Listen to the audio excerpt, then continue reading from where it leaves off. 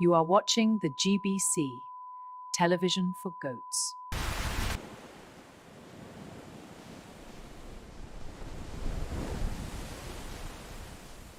How can the heart truly want what the mind can never possess? And just like the tide, he was gone.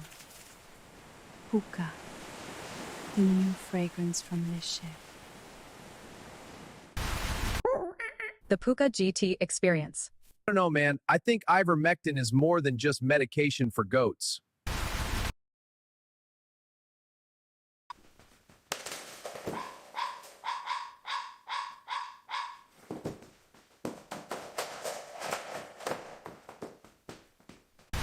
Puka GT, bleeding through the cars, burning up the streets. Puka GT, for who fury that you just can't beat. He's dodging the palm and he's hitting the gas. He's the golden track and the head of the class. Puka GT, Puka!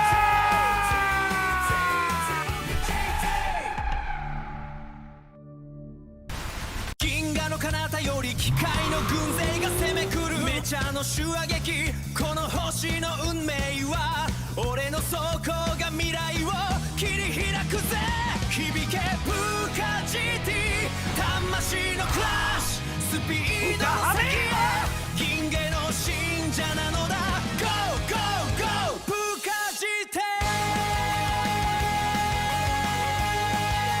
プーカ GT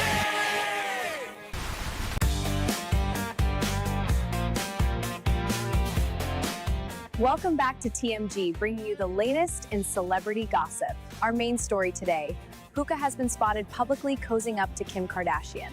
They were seen arriving at Paris Fashion Week before jetting off to watch the Super Bowl together. Kim has remained tight-lipped about her new beau, but Puka had this to say.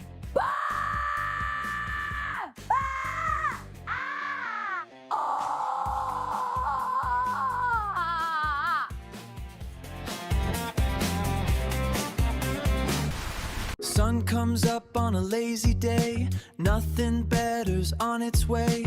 Oh, what a yummy start with honey nut pukas. Honey nut pukas. They're edible! Good morning, everyone. How we doing? Happy Tuesday. I'm Clark, this is Puka GT, and I'm hiding under a hat today to hide the most glorious amount of bedhead that I think I have ever worn. Had to crawl out of bed this morning to get the kids in school and into school in time. Still feeling a bit tired from the run on Saturday, but feeling good and excited to be back. It's been a while. It's our first stream since Thursday. But glad to see some of you in the chat already. Ants, how are you doing, man? Good morning. And Luke, how are you doing? I'm doing good. Hope you're doing good too, buddy. Tuning in from your new job, I take it, Luke. So, Ants, how have you been getting on as well? I noticed you set a fairly decent time already. Forever Sideways, how you doing, buddy? Saw you set a very competitive time. Puka chat, hope everyone's well. Let's swap over to our main camera here. So, that is the global ranking. In terms of friends ranking, we already have quite a few people who've set times already, which is good to see on a Tuesday morning.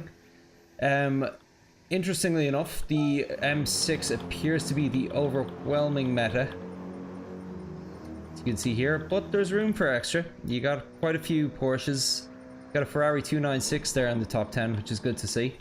But as for my friends list, it's a bit more all over the place. So Smokey Jack, as always, up near the top there, or at the top, sorry to say. Forever Sideways, you up there in number 2 with a very good time. What rank are you at now, man? A. Yeah, not surprised by that. Let's take a look at your racing history here. Races 526, similar amount to me actually. I think I'm around 600 now, I think. It's wild out there, can't lie. Yeah, I've heard Track Fury was on the Discord yesterday saying it's a fun track, but you need to be able to see the future. And then Ants also with a very competitive time. How are you guys sitting compared to the global top? Okay, you're not far off at all. Okay, you're kind of within a second and a half, 2 seconds of them. That's good. being good. The track is nice apart from a couple of DCs you had in the race. Ah, such a pain when that happens. Moving down the list, you have to forgive me. A lot of people have been adding me on PlayStation Network over the last couple of weeks, so I don't know who everyone is anymore. Skipping down to some of the regulars, we got husband and wife combo, Paul, Rick, and Carla 86 back up near in the top 10. Drac Fury coming in at 9, and Luke, knowing you, you probably didn't put a lot of time into this because I know you'd be normally further up the list if you had. And Wolfie, I'm guessing, just fell asleep at the wheel instead of 136 because I never see Wolfie outside the top 3. I don't know, maybe he's still getting used to that new Thrustmaster wheel he got, who knows.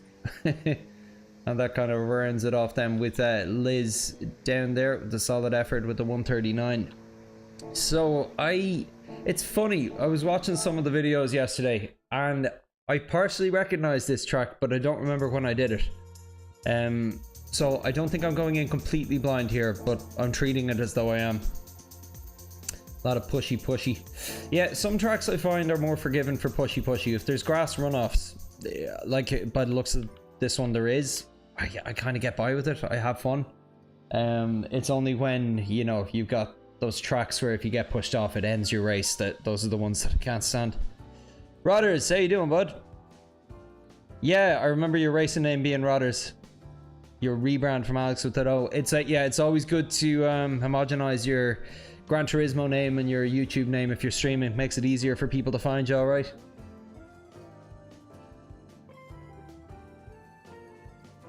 Any history behind the name Rodders? Just a nickname you have?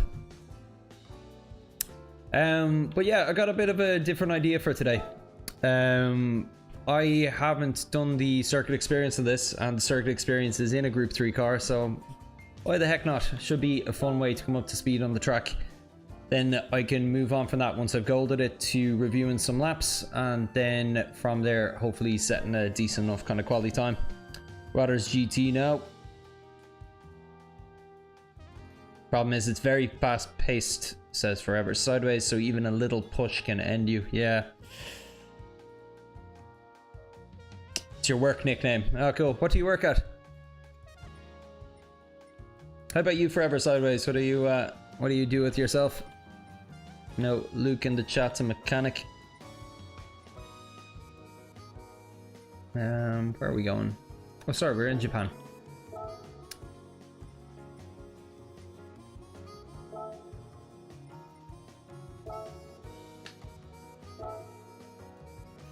Yeah, fairly busy week ahead. I'm looking forward to it. So I'll be just doing my quali and track review stuff today.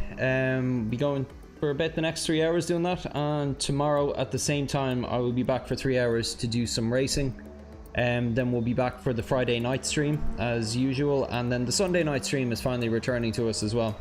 So we'll have 4 sessions this week. I got this though. Yeah, we'll see.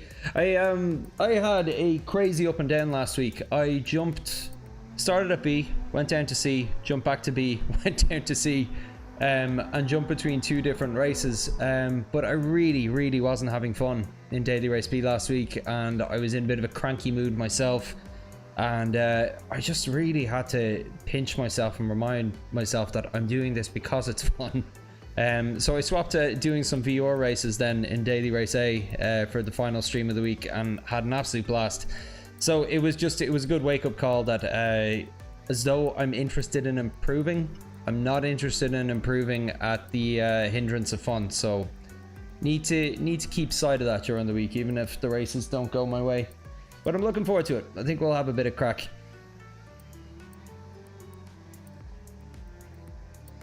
Forever Sideways used to be a mechanic, a warehouse manager, now just tuning in before work. Nice one, dude. Thanks for that.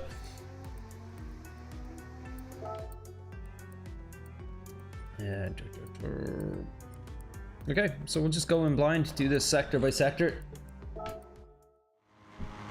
Spud, how you doing, man? Good to see you. We're starting with the circuit experience here today. Okay.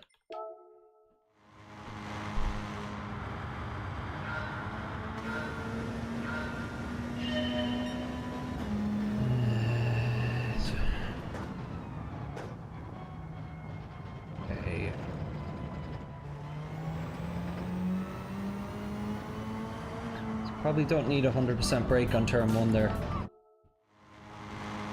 Carry more speed through that corner. I'll try it at 50.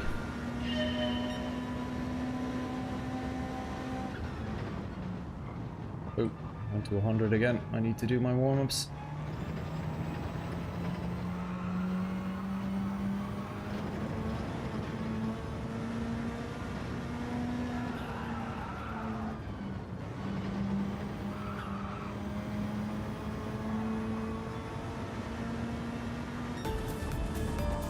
Okay, so that's our bronze. Oof, I am feeling tired. I'm just very physically fatigued today. Body hasn't fully recovered from the half marathon on Sunday. Thanks, bud. I actually felt myself getting a bit of a head rush as I was going through the S's there. Yeah, I love fast S's. They're my favorite feature in any track.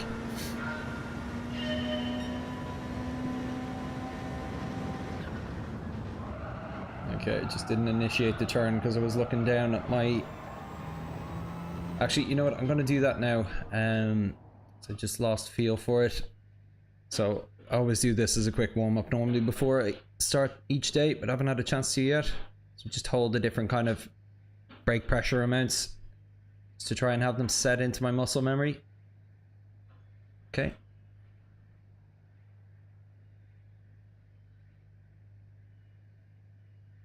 And 75. And 25. Okay, going straight to 50 because I think that's going to be useful here.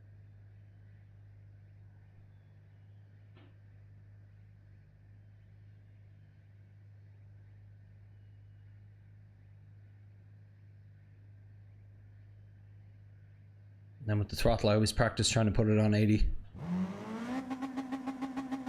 I'm actually better with the brake than I am the throttle.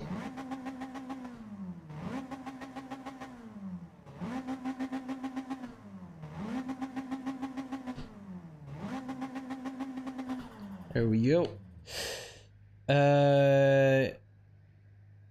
You must put your left wheel onto the grey concrete piece of the inside curb. I assume you mean on turn 1. I'll take a look. And we have somebody new in the chat. Mark, how you doing? Greetings from Germany. Thanks, dude. Quite a few Germans on this channel. One of my oldest and dearest mods, Freeze, is from Germany. So, great part of the... Are you talking about on the right there, or are you talking about on the left? I'm guessing that you mean on the left here, because I don't think you need to open up that track a huge amount more. It's already so wide.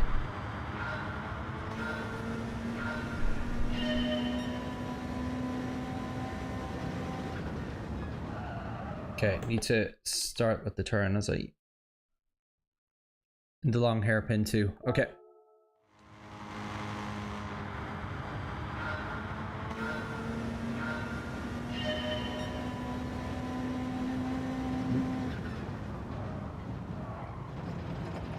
Like that. Okay. Yeah, I see what you mean, because then that opens it up that you can go harder out of the corner.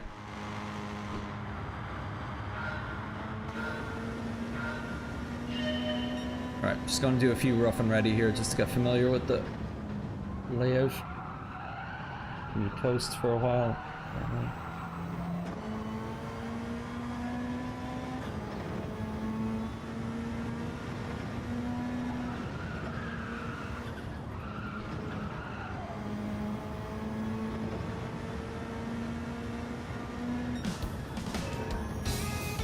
Jeez, I almost got gold there without even trying. Okay. Yeah, I'm guessing whatever is a goal time here is probably worthless in the actual dailies. That was not fast at all.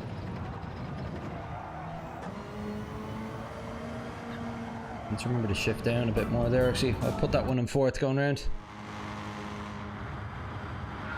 That's it. You can carry speed like crazy, like you're on rails. Yeah, I love that feeling. Okay, down to 4th. Post. Oh, will I make it? Nah, too much. Okay.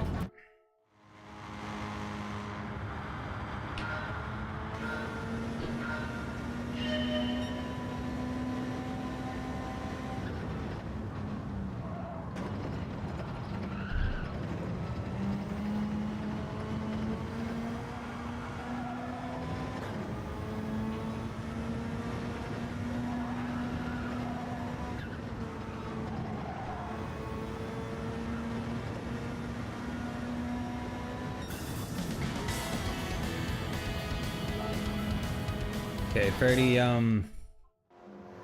like that was sloppy as hell. It's still a gold, but yeah, a lot of work to do there.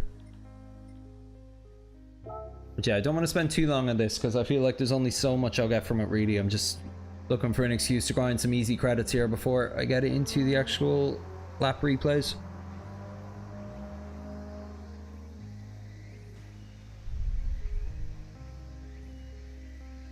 So the grey concrete rotates the car a bit on that first turn. Yeah, I know what you mean.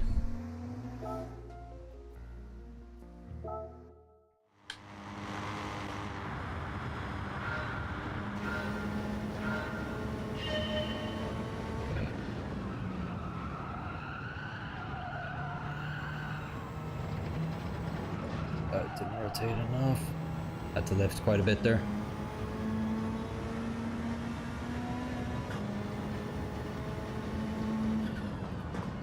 Oh yeah, I forgot about the downhill there. I need to brake a lot earlier than that. I can tell you already, I am going to love this track.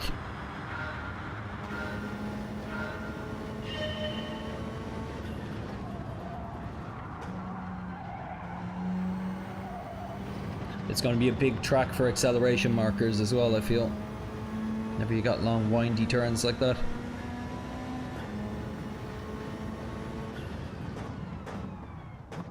Too early. Ooh. No point saving it at that point.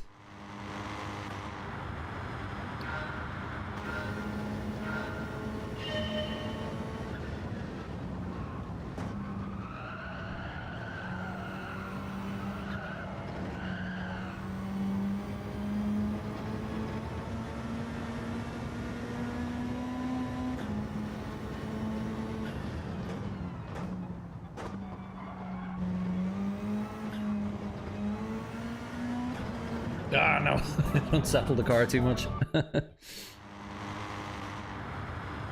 Also use inside of grey there on this long one too. Okay.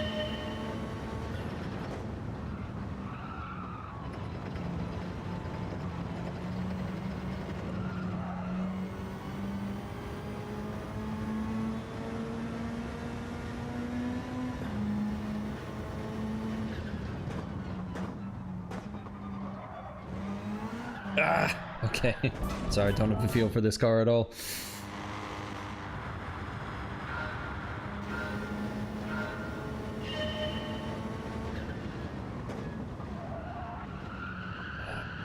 Too wide.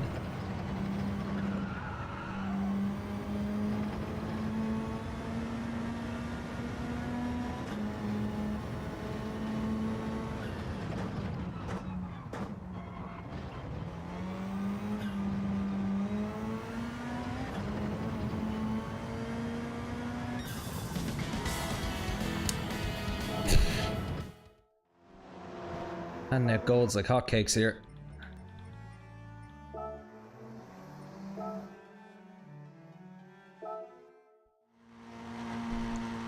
Yeah, no, like, I know obviously I can improve these times even when they are gold, but I don't want to get too bogged down in the circuit experience because it's obviously going to be quite a bit different when I swap over to the daily race and I'm in a different car. I'll get started in the M6 anyway, see how I get on. I'm tempted to give the Ferrari, the 296, a try as well.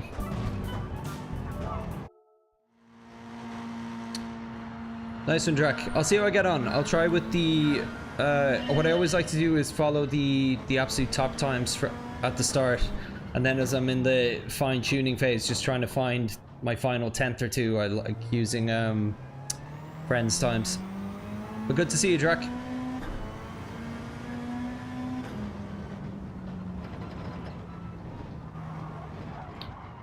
Okay. What's the angle here? So I'm just trying to find the racing line through this.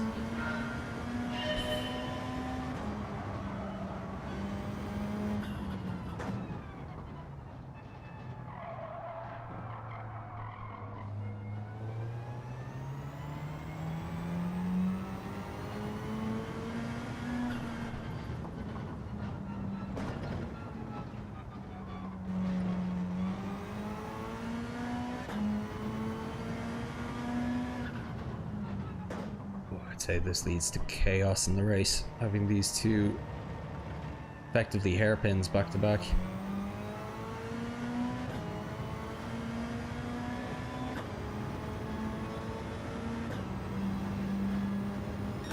It's funny how you can still get a bronze just like doing a granny drive like that. Oh, where am I going? No, I want my gold. I want those creds, baby. Papa needs a new pair of shoes.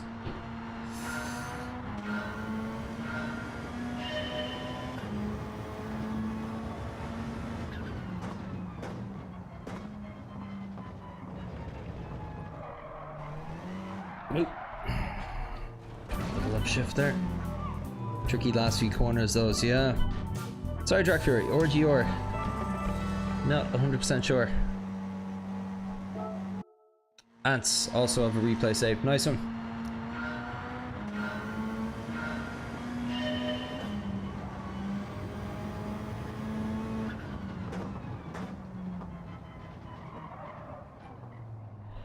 What I'll do to start anyway, once I'm finished with the circuit experience here, is I will do 10 laps with the Ghost, and then I'm going to start doing a little bit of replay analysis, just making sure that I have the braking points right. We'll see how far that gets me.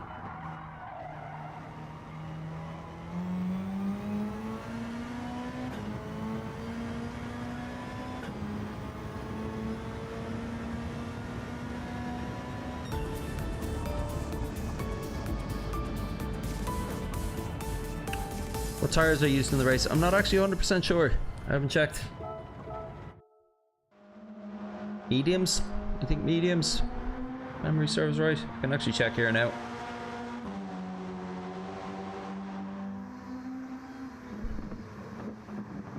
Mediums.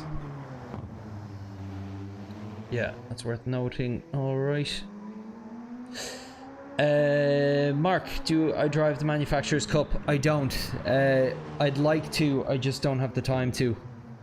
It takes almost every free moment that I have, just trying to keep up with the dailies each week and making the streaming content. So unfortunately I can't add anything else to my plate Gran Turismo wise at the moment.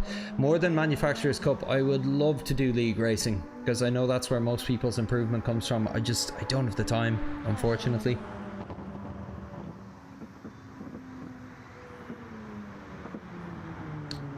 Thanks Forever Sideways. Good luck at work today, dude. Congrats on that amazing time again.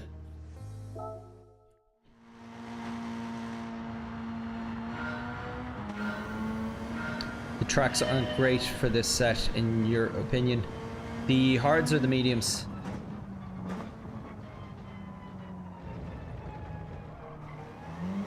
Oh.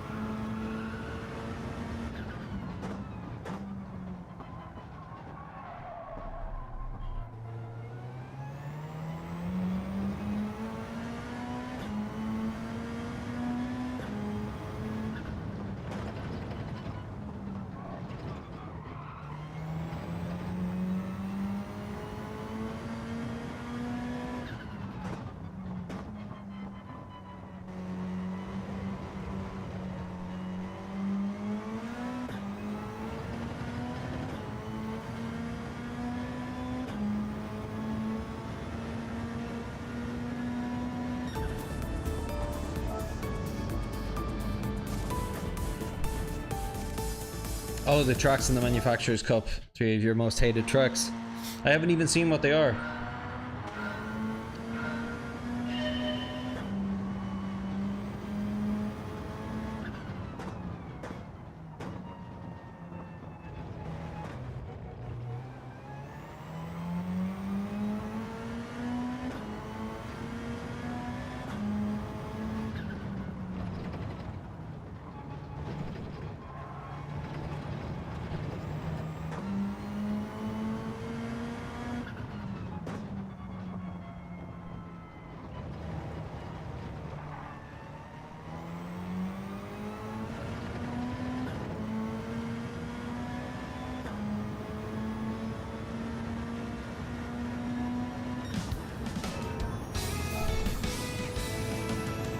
Fuji, Catalonia, Suzuka.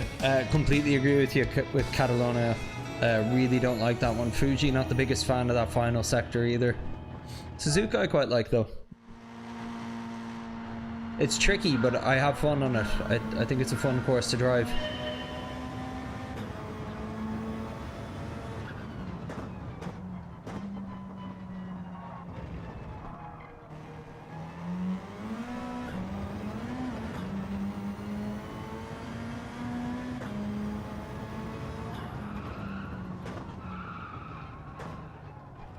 Okay, I think I just need to gear down a lot more aggressively there going in.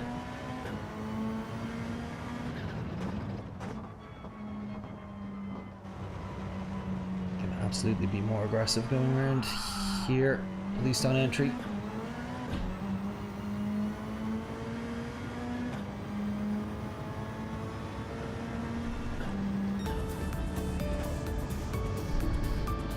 Yeah, I don't think I've met anyone who likes Catalonia.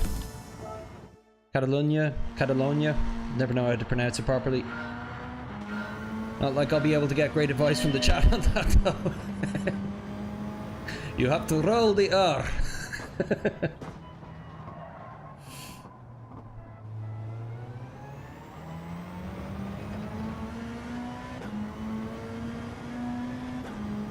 Sorry, what are you saying to me, Drac? Dab the brake before that middle chicane to shift weight to clip the left curb. You mean this one here? Yeah, I'll have to figure out here still.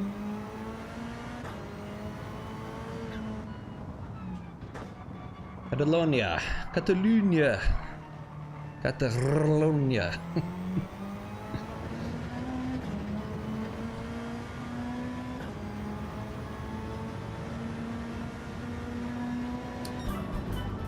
For those of you who don't know, my wife, her first language is Swedish. She's Finnish, but her first language is Swedish. And she only speaks Swedish to our children, and they only speak Swedish back to her. So, you know, after 5 years, I'm kind of at the point that I've at least comprehension of what they're saying to each other. But like nowhere near fluent, and can barely speak it myself. It's just more my comprehension is quite strong. But in terms of speaking it, the thing that I find the most challenging is having to actually make sounds that you don't make in the English language. It's almost like I never realized it before, but your mouth actually builds up muscle memory about the sounds that you make. And if a new sound is introduced, it's like learning how to ride a bike or something.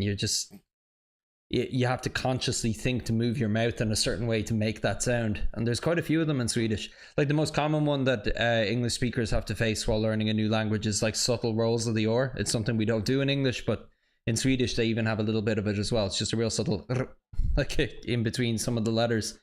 But then they have a letter that, and I'm probably butchering this, but it's written like an A with a little O on top of it. And it's like a double vowel sound, which is just something you don't do in English. It's like an A and an O sound almost combined to make this oh kind of sound. And like it comes up a lot. And every time I say it, I almost have to like take a break mid word to actually pronounce that sound. Rant accomplished. Okay, back to the track.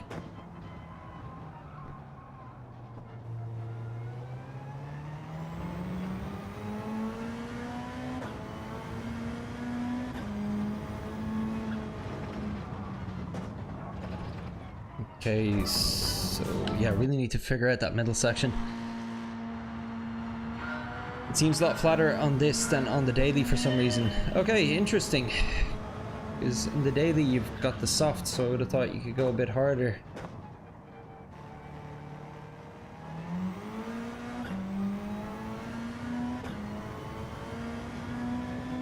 You do like the English accent they have when speaking English.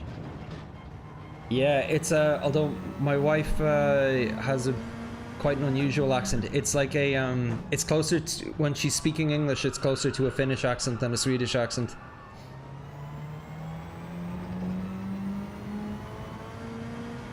It's like something in between. Ooh, very close to a goal there. Not sure what I did. Stay for the Swedish lessons. Oh my god. I'm not actually going to say this on stream because it's going to be clipped wrong.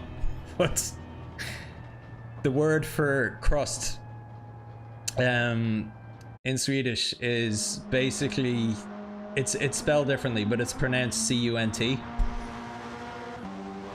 And one of the first times I met Lotta's sister, she had come over here to visit us in Dublin, and we went to Milano. We're having pizza. She turned to Lotta and asked her for her crust, but was speaking in English, but couldn't remember the English word for crust. Yeah.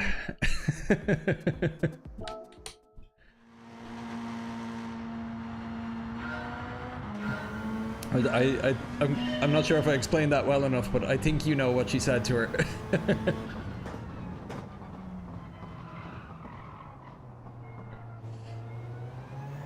Let's just say it's spelt can't, but it's pronounced with more of a U sound.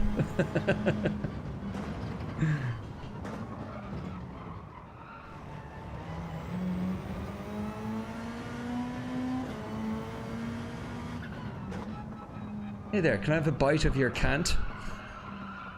Pizza crust, that is.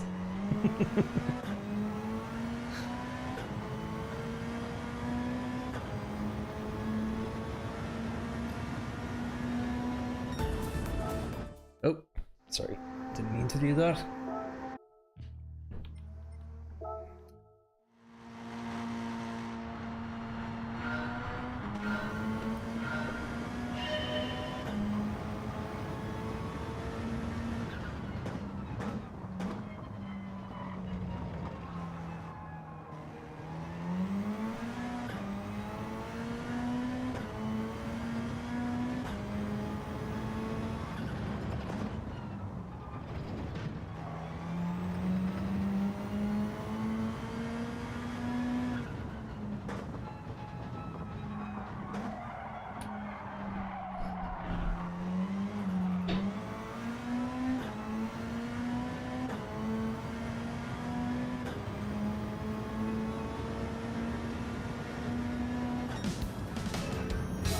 Getting closer to gold at least. Yeah, I'll have a lot of work to do in this section, I think, when we actually get into the dailies.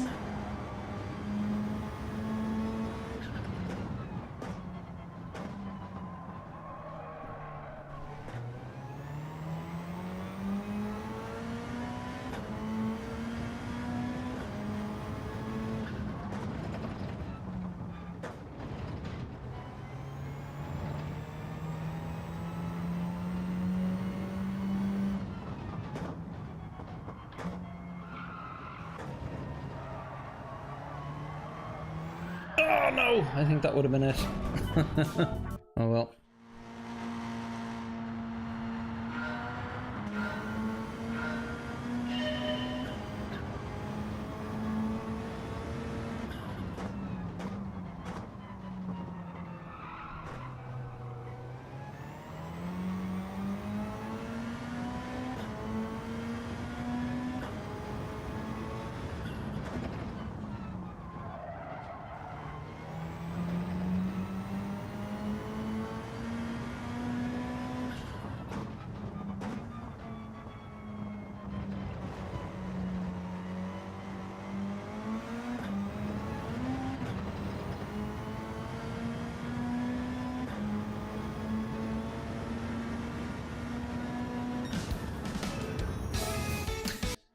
But you know, I'm not sure if anybody else has had an experience with this, but my wife was a Swedish speaker.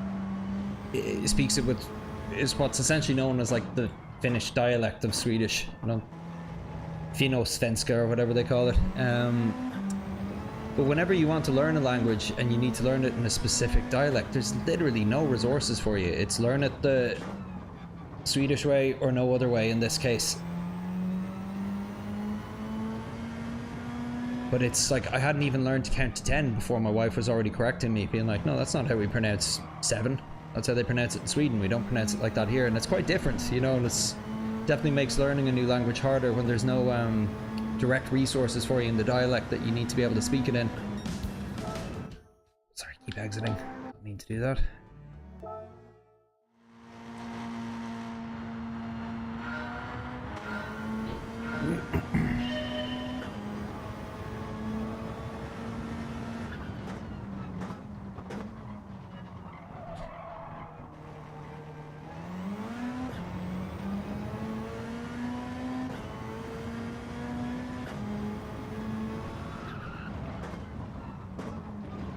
And also, if there is a hill that I will absolutely die on, it's that as English speakers, we are more forgiving of different accents than any other language.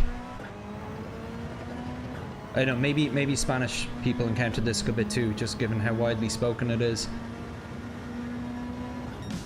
But my theory is this. So English, I think it's only maybe it's either the second or third most spoken language natively, but it's absolutely the most spoken language as a second language.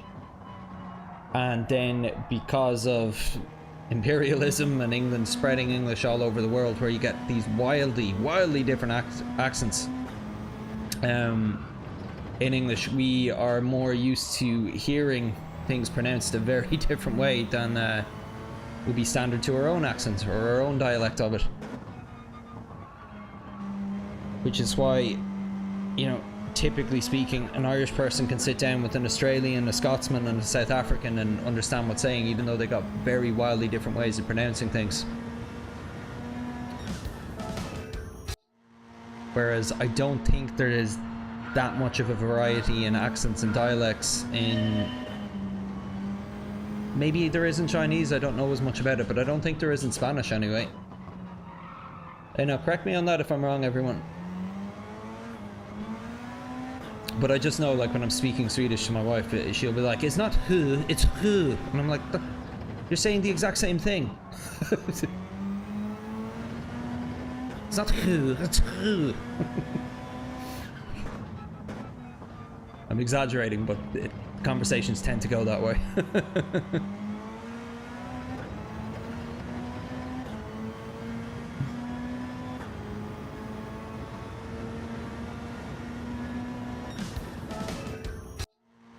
Whereas meanwhile, you know, I was there as a kid living in a fairly touristy part of Dublin, having like groups of French tourists or like from God knows where coming up to me being like, excuse me, do you know what to the village? I don't know, maybe they were Danish.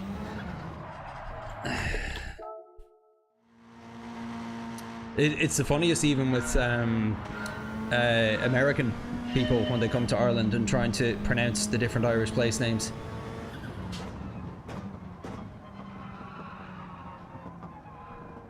My first job was in a very touristy bar right by one of Dublin's oldest harbours. And yeah, we'd always get busloads of Americans coming in, and they were great crack, great tippers as well, of course.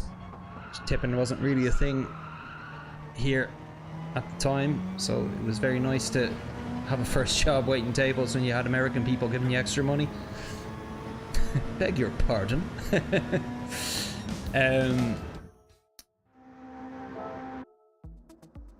But yeah, I remember there was it was maybe one of my first days there, and I wasn't used to them struggling with some of the pronunciations. But one of them kept asking me where the Howarth Gardens are. Do you know where the Howarth Gardens are? Howarth? I'm looking for Howarth. Okay, I had no idea what he was talking about. I just wasn't putting two and two together. Now, I should have. I grew up in Holt. We were in Holt. We were at a restaurant in Holt. He was looking for the Holt Gardens. Like, I know everything about Holt. It's where I'm from. And I didn't put it together that he was trying to say Holt when he was saying Howat. So yeah, I guess I'm victim to it too sometimes.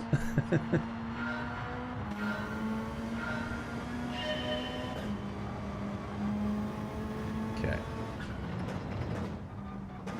I'd actually need the demonstration ghost for this one. Not finding it by accident like I did with the other ones.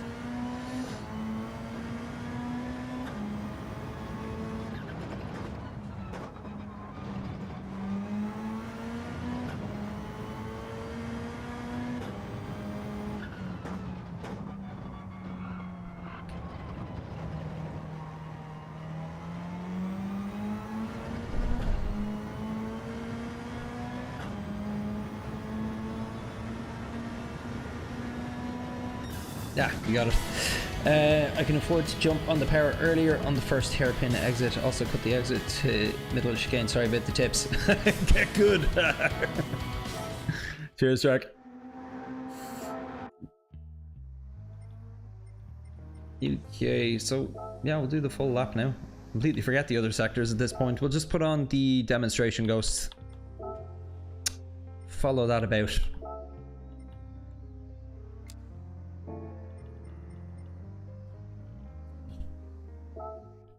Get good, son.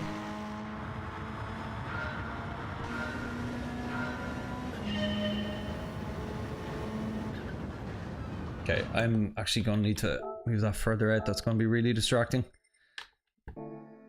Settings, go settings.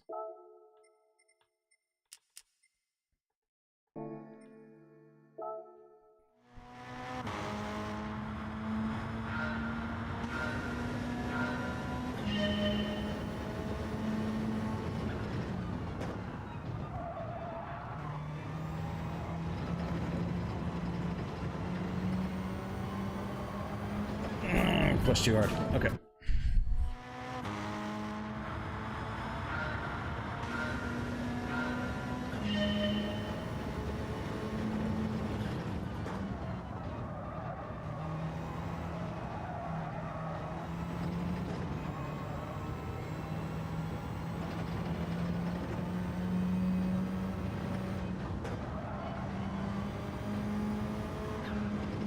It's a lot faster on us through there. Early here. Oh no, not at this one. Thought we were onto the downhill bit there.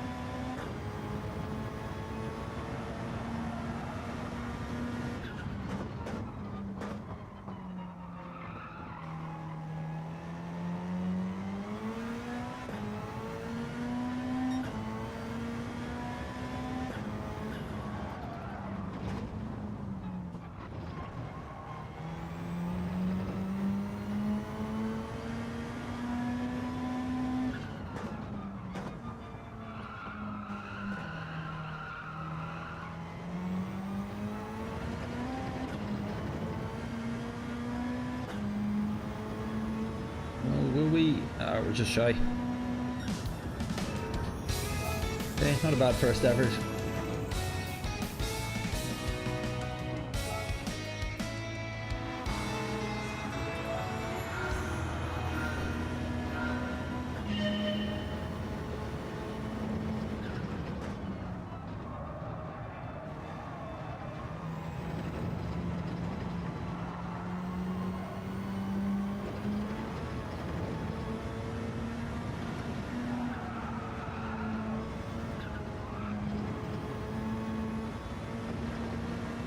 It's definitely through the S's where I'm losing the most amount of time to him.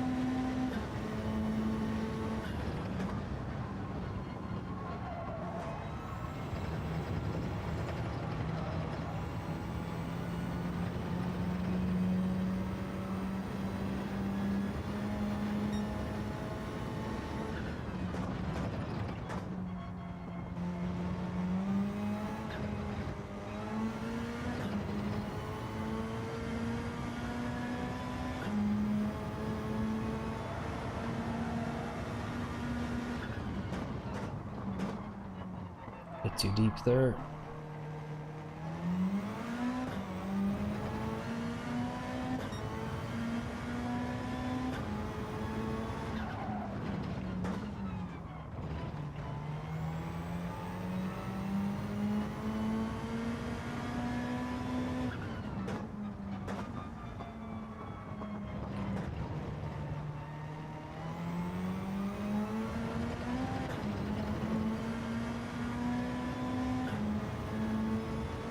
Shy again, I think.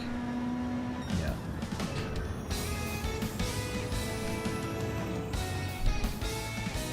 Alright, not too far off. If I go faster through the S's, I think that'd be it.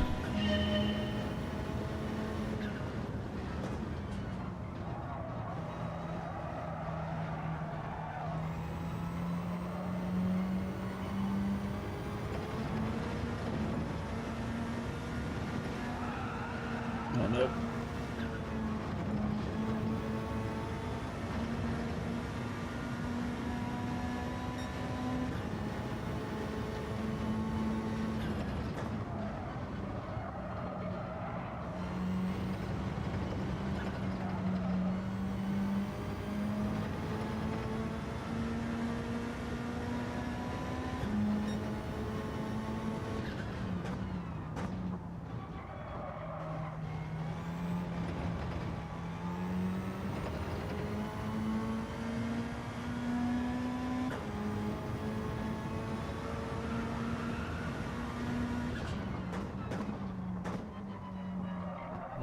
Bought me a bit of time as well, not going deep.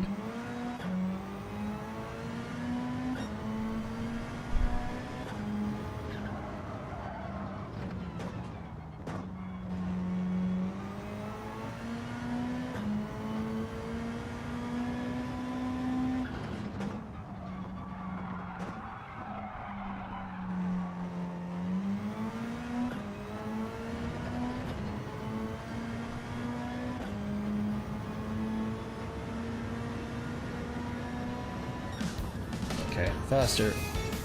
Lost a bit at the end there. I can cut the middle S in the chicane. Let's see. Oh.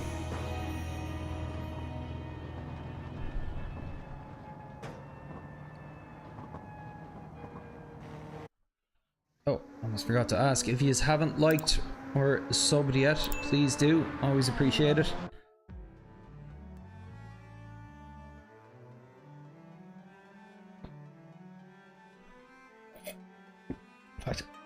I'll get the heavies in. Please like and subscribe. Please like and subscribe. Please like and subscribe.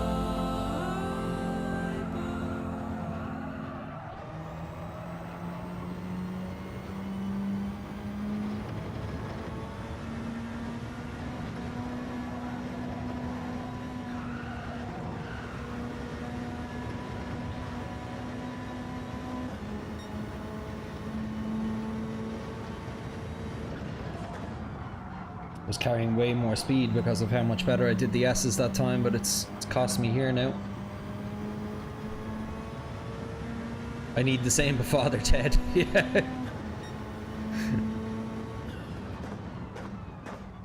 Or a Mrs. Doyle. You can like hit the like button. Go on, go on, go on, go on, go on.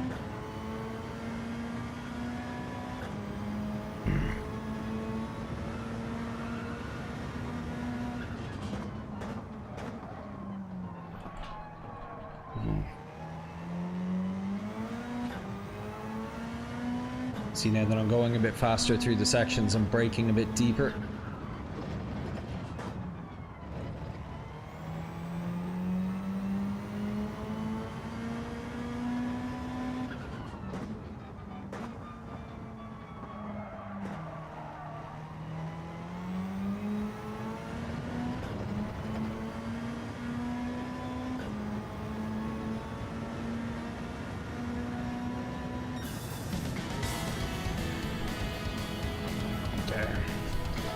So what did I learn from that?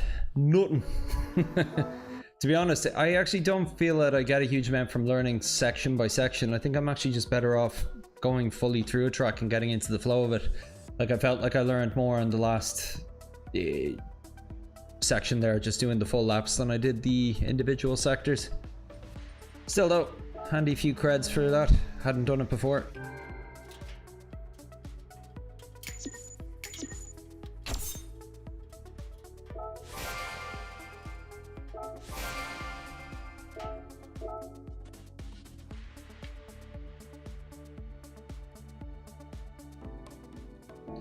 Or Drac, every time I get rear-ended, like, Crilly kicked me up the arse. Just Bishop Brennan appearing. That I can do. That would be funny.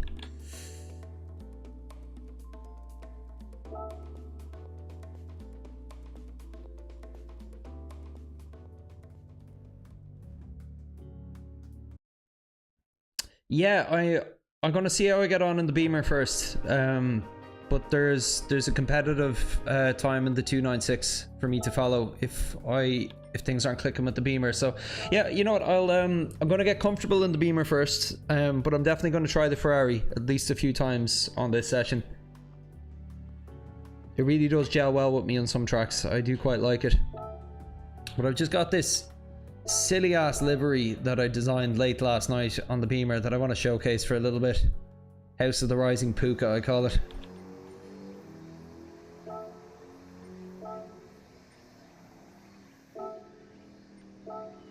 So I'm just going to do 10 laps following this ghost here. Then I'm going to do a run through of his replay just to make sure that I have the braking markers right. No robot voice. No, I'd save that for the VR. I do like it. It's a lot of fun. The only problem is if I want to save a race replay, it's all getting recorded on top of it. So like, I'm very careful sometimes to not answer comments in the middle of races as well, just in case I want to do like a feature race or save a short or whatever. Just sometimes it kind of ruins it if there's something nonsensical being played on top.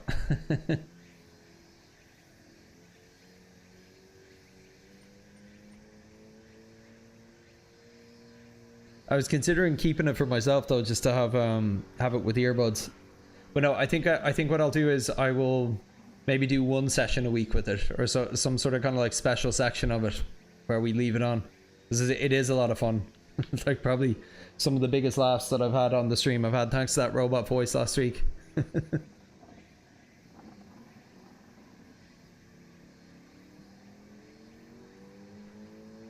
If I could get it to sound like an angry version of Puka as well, that would be even better.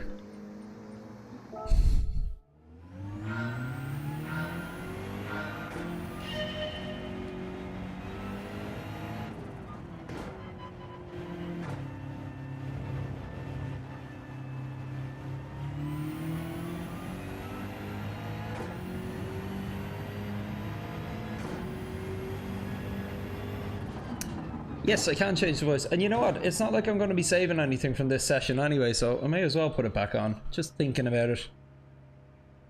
And you know what I think I can do as well? I can get it so it's a direct audio input into Discord, so you'll be able to hear it better. Let's see how that works.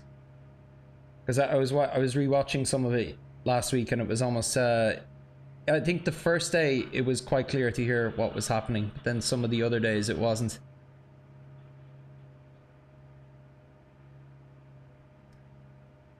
The voice that it's set to by default is called Moira, but I think of her as like a overly worried Irish mammy.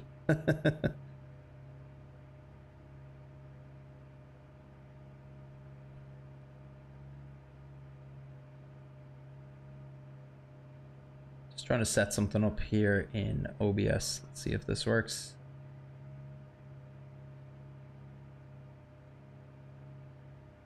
So adding a new audio input device.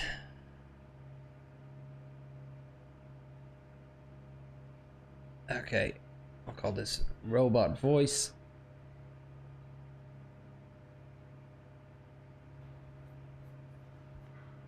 Okay.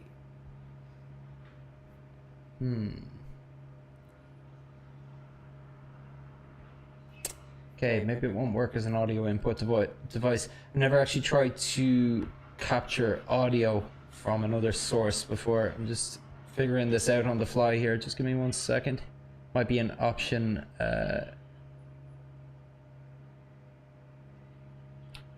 Mac OS audio capture.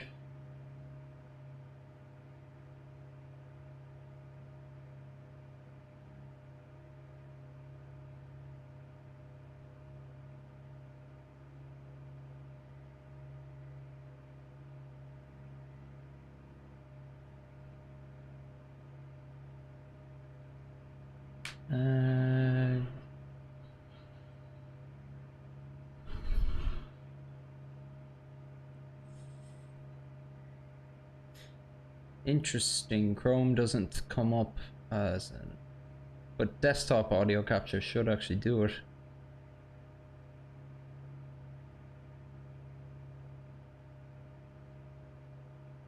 Okay, somebody type something. Let's hear if this works.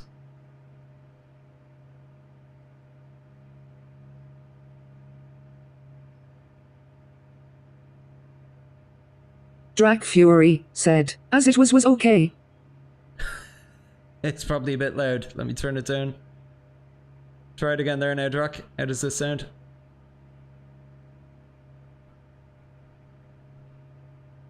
Drac Fury said, there is the beta capture.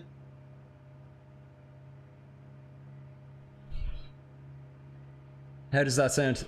It looks like the levels are okay. It looks like it's coming in at the same volume as me, but it's capturing it off the mic at the same time. It's the only thing.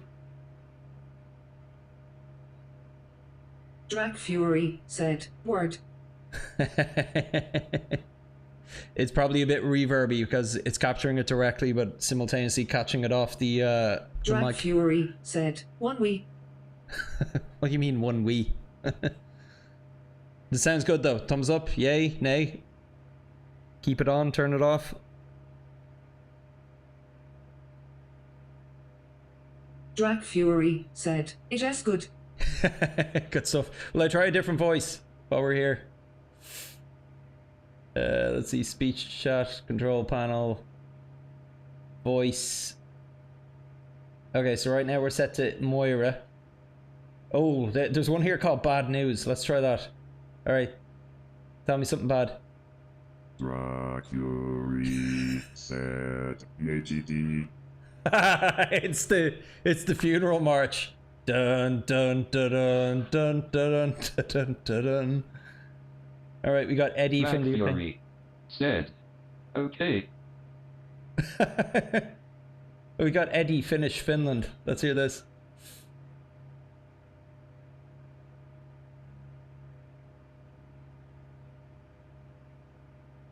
Tell us you're from Finland there, Mr. Drac. Dracula said, I shall be punished. I see me pants. Dracula said, but Pants. It's good. It does. It sounds Finnish to me. Let's see. Who do we have? Hello. Dracula said, Edison. Okay, we got Greta. Let's try or Gita.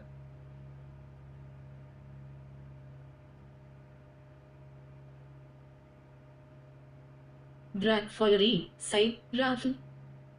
She's definitely Swedish. Drac Fury said, ha ha ha. Yeah. Okay, I got Grandma English, United Kingdom. Ask me if I want a cup of tea. Drac Fury said, Jeepa Mama Sia. Yeah, I think Moira is the only one that's kind of intelligible. Maybe that's my Irish bias. Where's she gone to me? Can't find her now.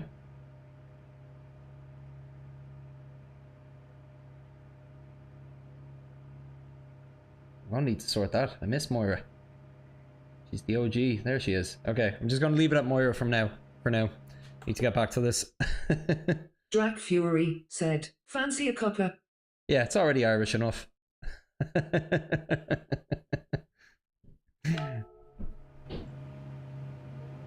Okay, sorry, let's start this again. So, Drag Fury said, haha. geez, it doesn't do laughing well, does it? Haha. Drag Fury said, Wilco. Drag Fury said, get good. Get good. There we go.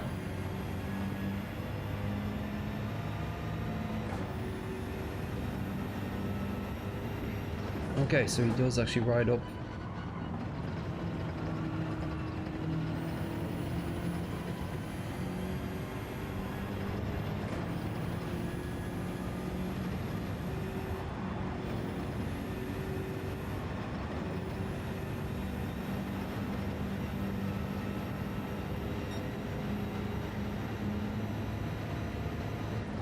Whoa, okay. Very cute kind of turn in there.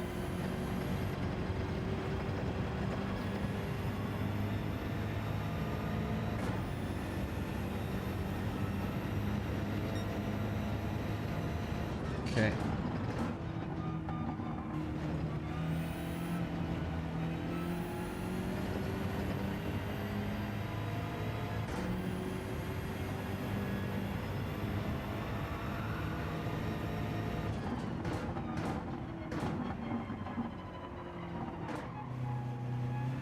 Drag Fury said, just so you know it gets pushy in the race. Yeah, I've heard.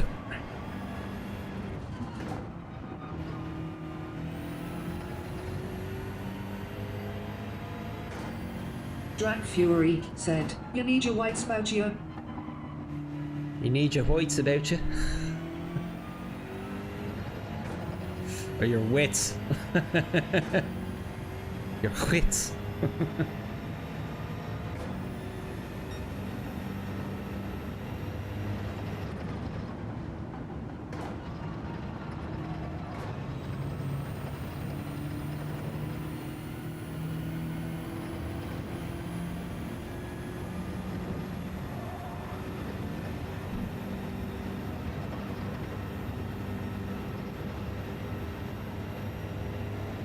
Yeah, a lot easier to go flat out through that.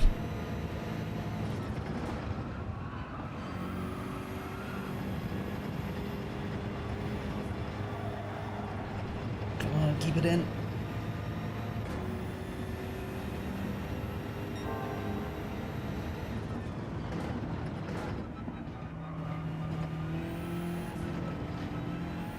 But he really cuts that, yeah.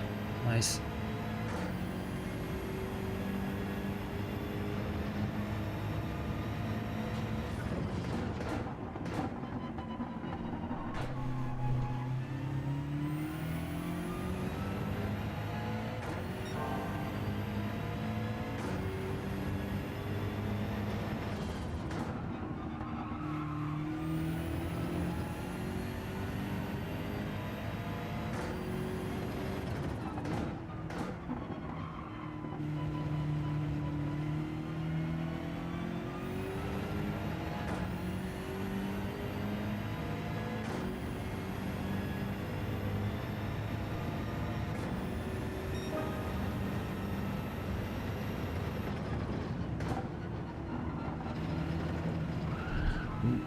Slipped a bit there.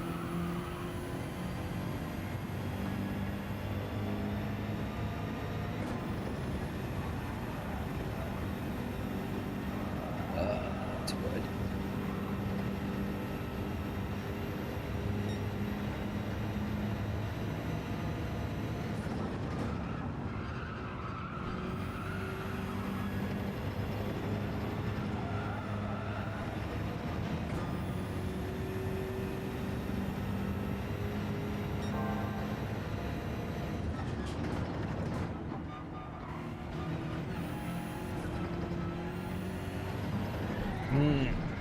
Slipped on that.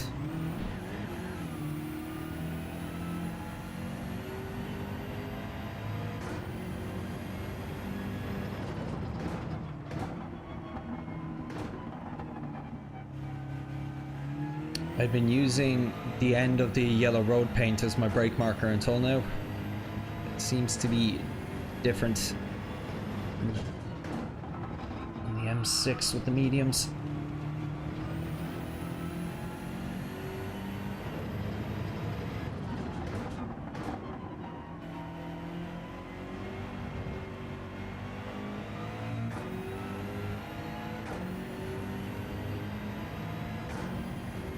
gonna go a little slowly here and call out brake markers just to make sure I'm doing the right ones. I'm braking at the 50 here.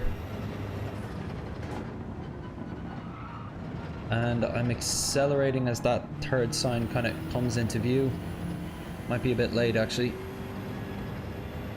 So we're flat out for these. Just need to keep it tighter on them. Actually ride them. Okay, and again at the 50.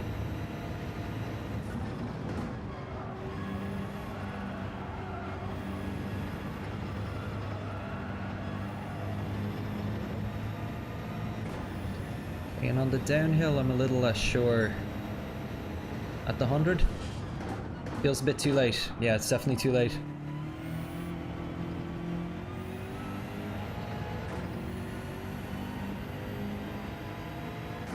Now here, I had been using the end of the yellow paint. Yeah. Drag Fury said, did you re-side by side with someone expect a thwack? Side by side, except a thwack. End of the curb here for braking. Yeah, I think that's what he's doing as well.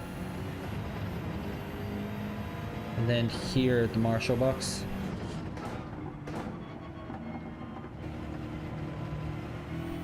What are we thinking brake points wise? Drag Fury said, yeah, just before the 100 and slip it as even earlier.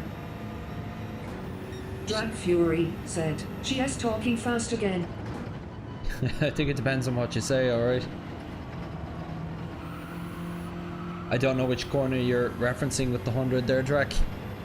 It's what you're seeing and what I'm playing are about 30 seconds apart, because there is a bit of a delay on the stream.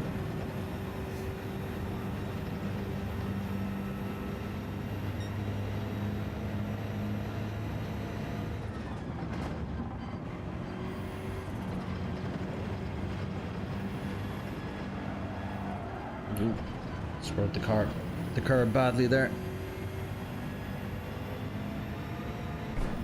So it's the 100 here. Okay, yeah. That's what you were talking about, I'm guessing. So make sure I get over that curb properly. And that I don't do that.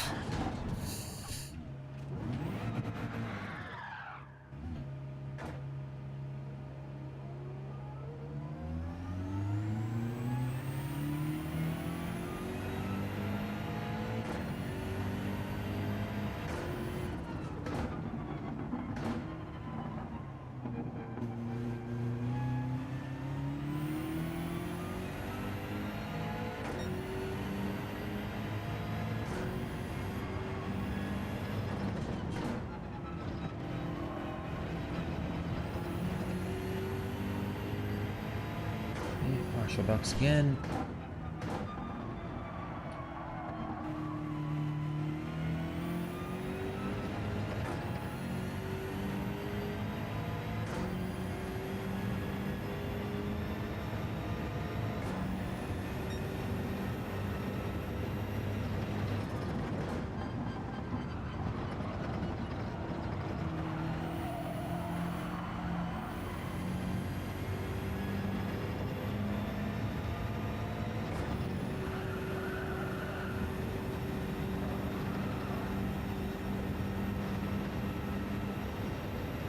I wonder if I should keep it in fourth for longer there, actually.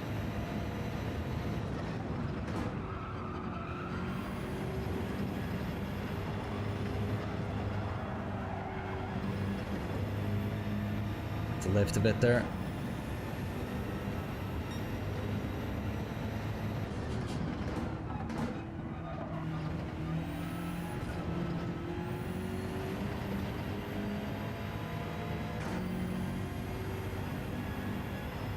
I'm guessing that's the riskiest part for track limits as well.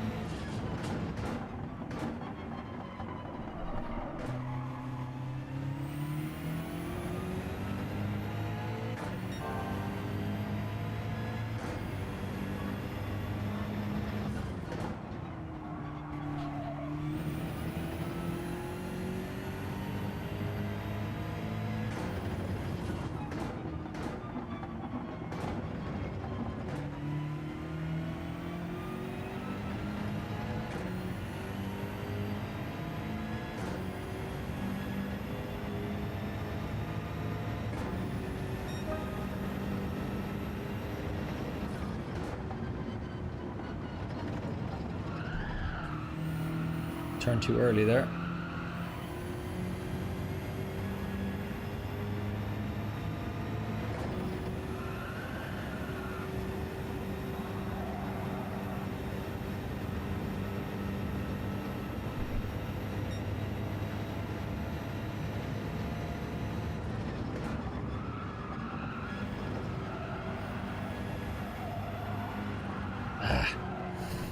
It's that end part always catches me a bit.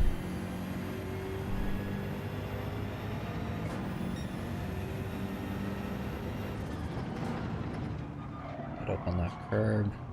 Yeah, it opens up the corner a lot more.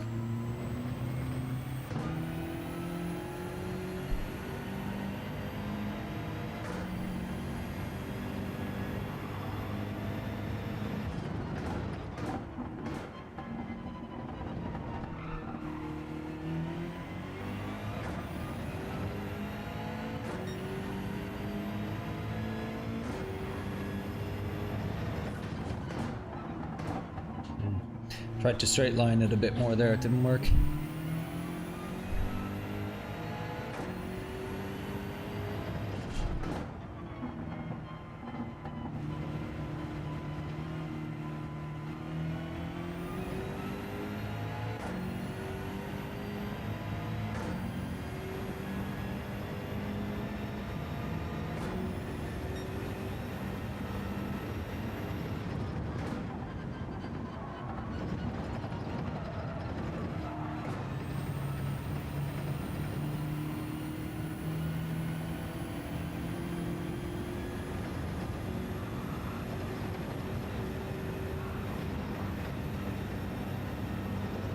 Okay, that was way slower.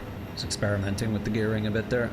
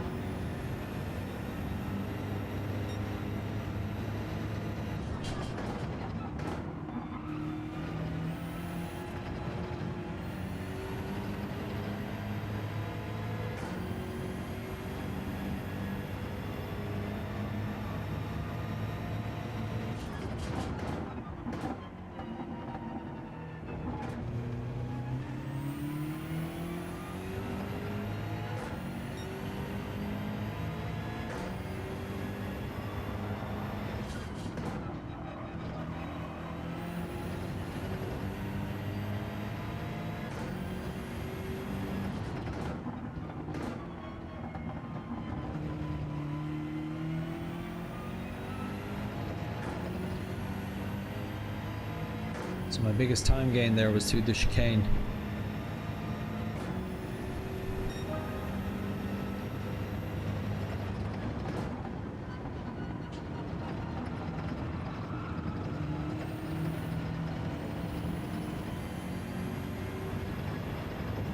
Keep it in fourth for longer here, see what happens.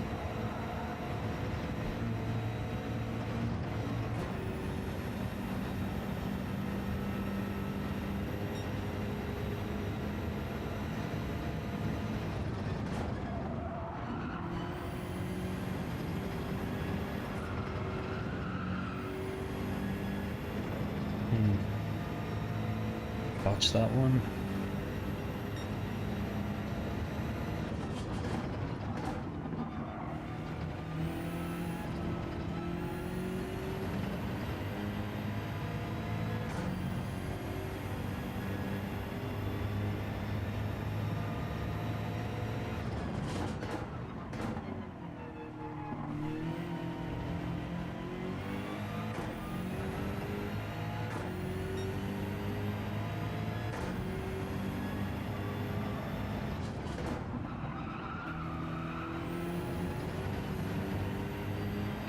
Almost matched it there. It's good.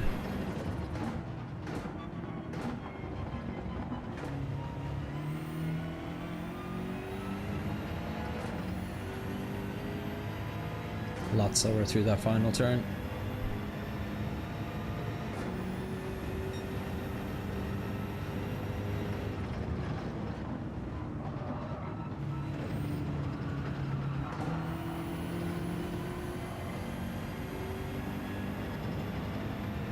A lot of time found there.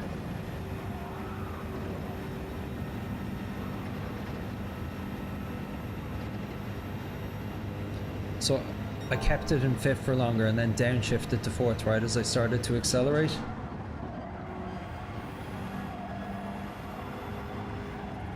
Oh no!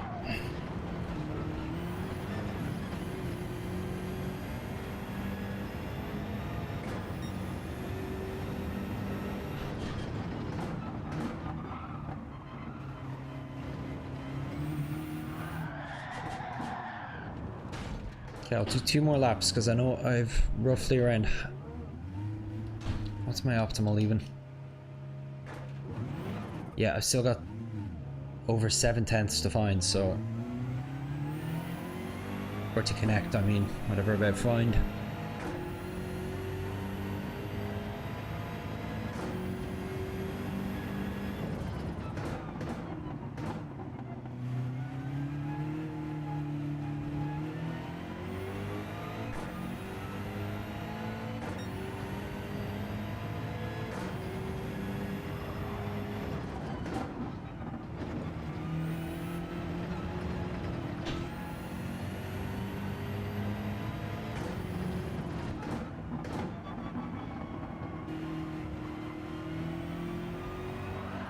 Boop. Hands up.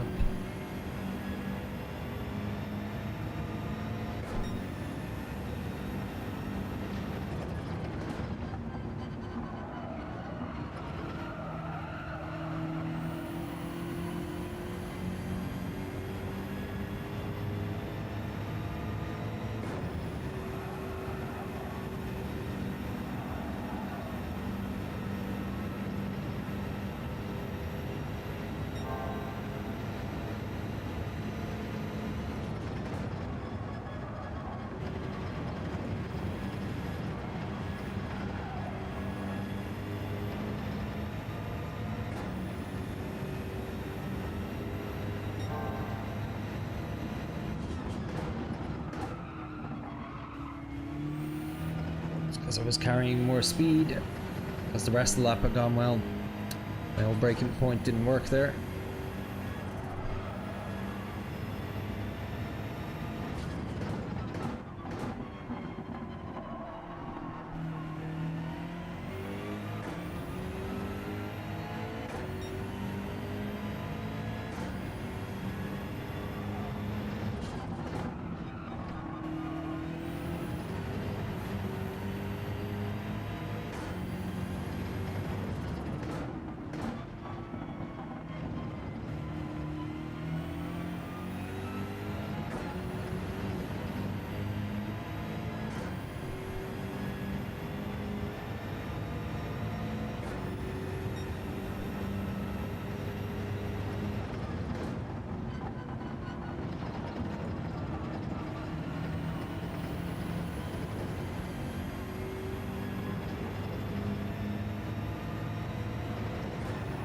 Robert scoffed, said, "Took another DR reset, had to take a break from racing, hope you re well dude." MR Scudlet said, "I'll have a lunchtime session, I think, see if I can set a decent time."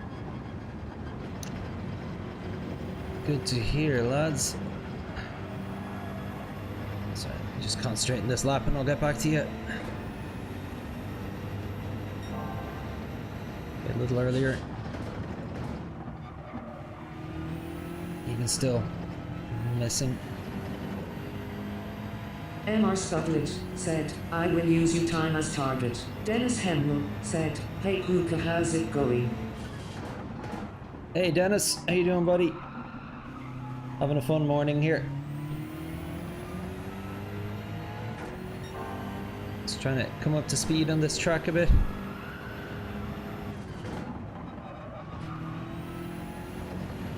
MR Scudlet said, "What car are you in?" The M6. I'm in the Sprint model M6.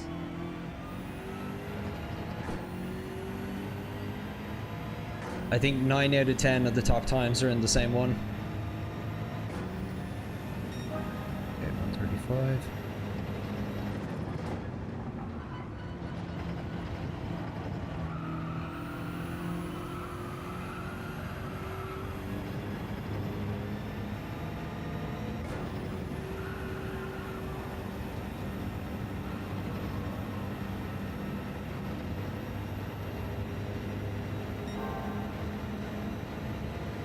MR Studlet said, RW has S the 110 car. Sorry, the robot voice isn't making that very clear. I'm gonna take a break there now. Sorry, so who do we have? Robert Scott, how you doing? Took another Dior reset. Had to take a break from racing. Hope you're well, dude. Yeah, look, let's make a pact together. Let's all just forget Dior exists. Because honestly, it's nothing but pressure. And the only thing that happens by climbing up Dior ranks before you're ready is you get knocked back down again. Just going to turn off the robot MR voice again for a minute now said, that I've got my eyes on the chat. Car? Dennis Hemnell said, "Is there But a difference between I the think sprint Dior, and the endurance?" I'm starting to MR identify Studlet that driver said, rating and "What putting is the pressure 1 on out of myself 10 is tire?" something that MR actually takes Studlet away said, from the enjoyment MR of the game for me. Studlet said, The best fun that I had last week were the FFF. races I was losing in Daily Race A while playing with VR. And I was excited to come back and play again, whereas when I was racing in Daily Race B last week, particularly during that 6-hour session, just felt like a slog. I wasn't enjoying it. And I was there thinking, oh, my Dior, my beautiful Dior, oh no, it's slipping down to sea. But who gives a fudge when it comes down to it? Dennis, how you doing, buddy? Great to see you again. What's the 110 car? It's the Ferrari 296, last I checked. They were in the 10th. Is there a difference between the sprint and the endurance? Apparently, but I think it's so minuscule it would only affect the top splits. Tijney has a new 40-minute breakdown video on it if you care to dive in. Right now I just own both and I use whichever one is set as the meta. I don't personally understand what the difference is between them. Dennis Hemnell said, "How's the DR How's going?" my own DR going? Right now I'm high C rank. I dropped down to B right at the end of last week again. Said, "Lots of people are trying to cling on to their DR, makes them desperate." Me Lots of people are. Yeah, because like ultimately it's a matter of pride. It's a badge of honor. Like, I get it. I understand it, but I know that I have my most fun in the game when I'm not caring about it.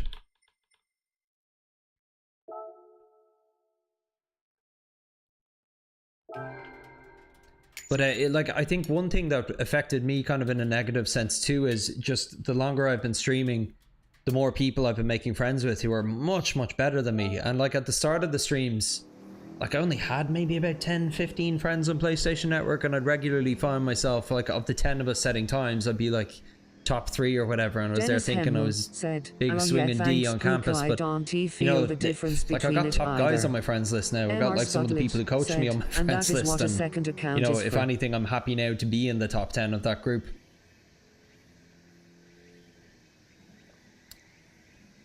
But yeah, as long as I'm putting in a good account of myself, not making silly mistakes, not getting frustrated and having fun, like that for me is the key right now.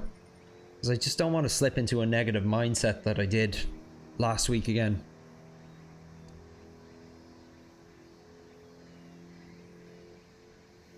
Yeah, you don't feel it either, Dennis? Yeah, I have no idea what it is. That is what a second account is for. Yeah, you know, I'll say this though. One of my main ambitions with all of this is to actually grow the YouTube channel. That, and I have way more fun when I'm playing the game, when I'm chatting to yourselves as well. At first it was a little distracting, but once I got used to that, I was like, oh, I much prefer my longer sessions.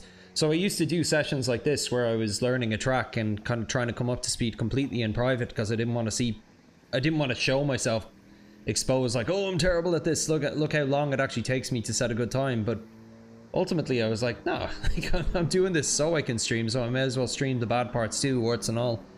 Have chats with people, learn from them as well, like get tips while I'm doing it. Makes it more interesting for me too, even if it maybe isn't the most engaging content for yourselves. It seems like there's a few of you watching, so hopefully it's some benefit to you. Even just for the chats. Okay, so what I said I was going to do now, after doing 10 or so laps, I'm going to review the best time. Oh, I don't have my PlayStation controller on me. Bear with me 2 seconds, I'll be right back. This thing doesn't have doesn't have R2 or L2 buttons, so I really need a PlayStation controller for reviewing laps. Need to run downstairs and grab one. I'll be right back.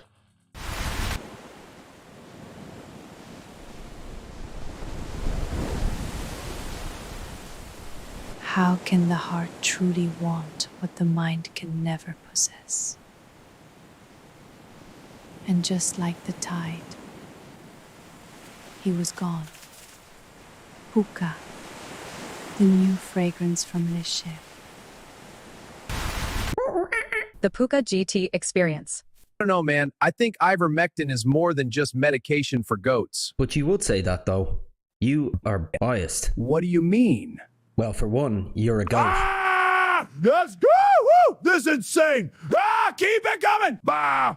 Bah! Hey, listen up! Bah! This is outrageous! Bah! Yeah! Bah! Did you see that video of a moose getting hit by a car?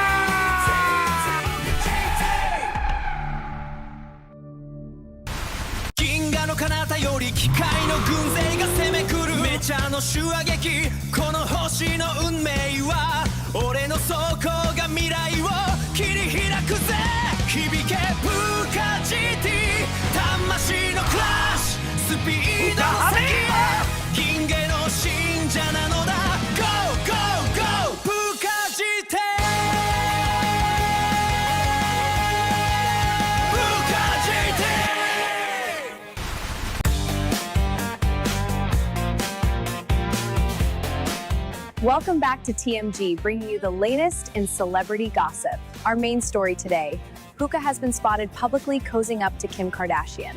They were seen arriving at Paris Fashion Week before jetting off to watch the Super Bowl together. Kim has remained tight-lipped about her new beau, but Puka had this to say.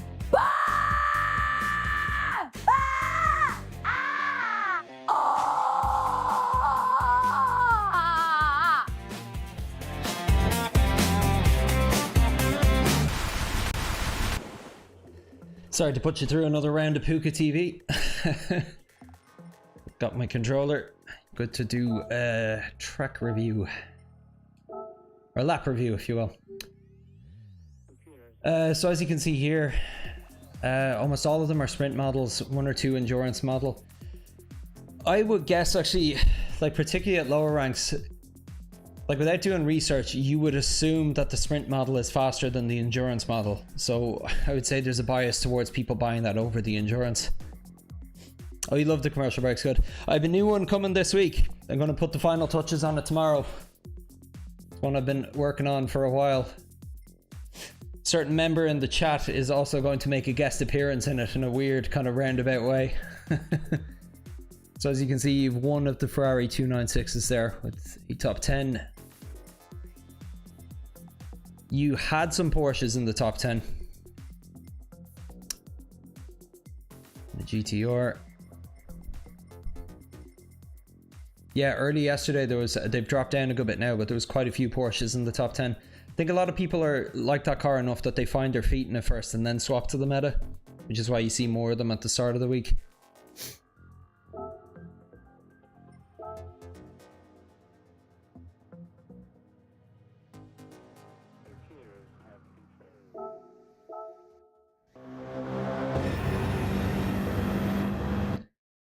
Okay.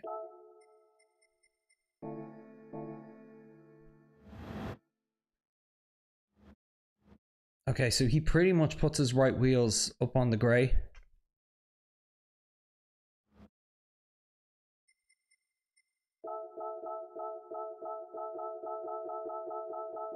Okay, he's braking a good bit later than me as well. So we can go one frame back from there. I'll just start that again. I actually want to see his run up onto it as well. So do you see that little white bit that's connecting the red and white and the grey concrete? His wheels make contact as that, so I can use that almost as a turn on marker onto it. Will gives you a little bit of extra time to straighten the car up then before you brake.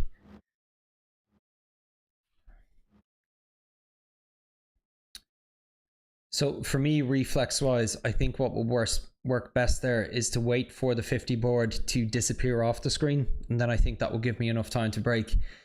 Now in terms of brake application, I'm guessing he holds at a low amount, maybe 25-50% as he's turning in here. Okay. So he does initial throw to 100. Some people do that. I actually find that sometimes easier to land on 50 if I go to 100 first and then pull back from it, as opposed to just going straight to 50. So I might try that as well. And he doesn't hold 50 for long. He comes off and goes back on as he goes onto the curb. It's interesting. Oh, he's accelerating so early. Okay. Let me just see that again.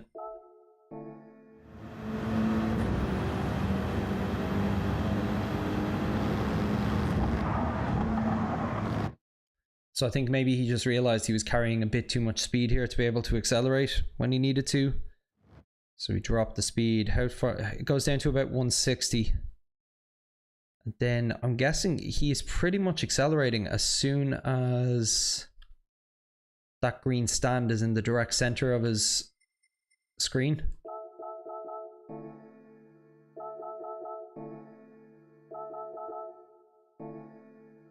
Yeah, look, he's on the throttle there.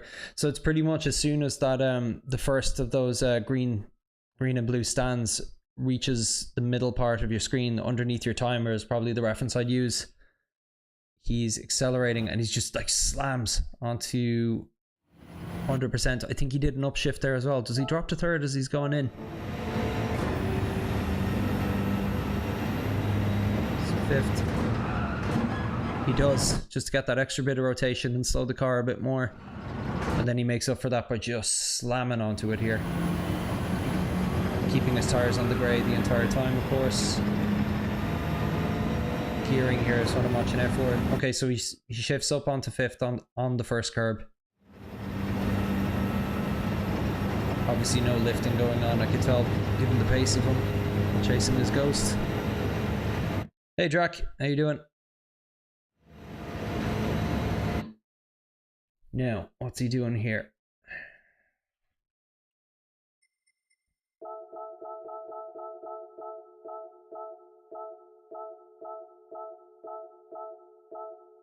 Okay, so on turn 1, he's completely past the 50 board when he hits the brakes, whereas here the 50 board is still in front of the car. Okay, so it's as the 50 board gets near that rear view mirror. For me, I'd need to brake a little earlier than that, just reflexes wise, to actually hit that. And what sort of brake application and gearing? So it's very little. Kind of just holds it in and around kind of 50, 30.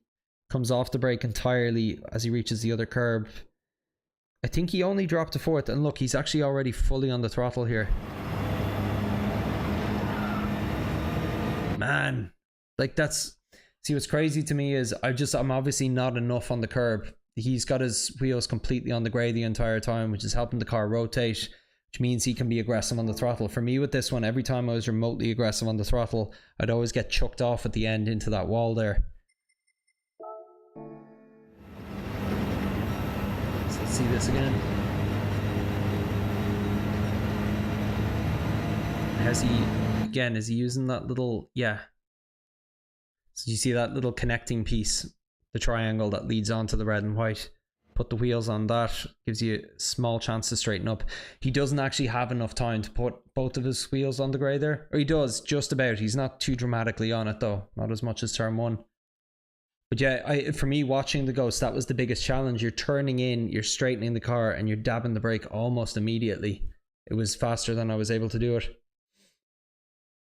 Yeah, same for me. That's what you're doing too, Dennis, is it? Or just same as in your back. So I'm watching the gearing and the throttle input here. And where he comes off the brake.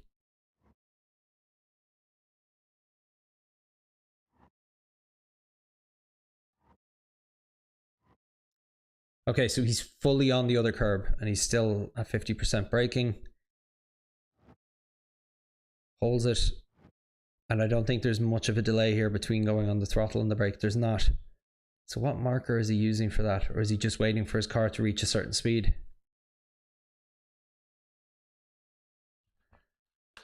Let's see it again.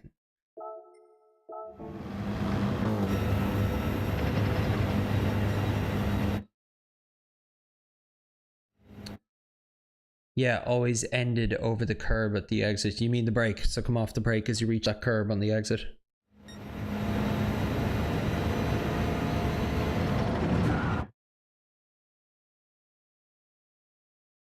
Yeah, of course, yeah. He's riding the curb every which way he can in this course. Seems to be tires on the grey is the way to go.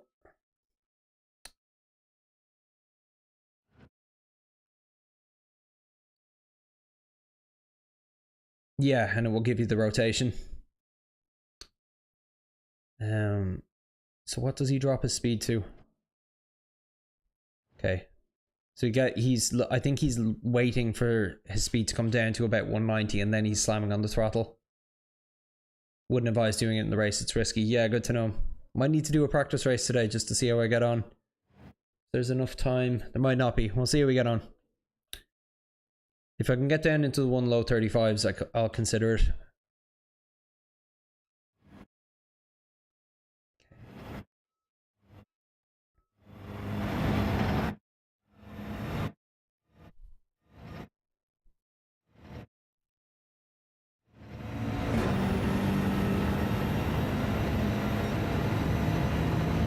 Now, braking point here.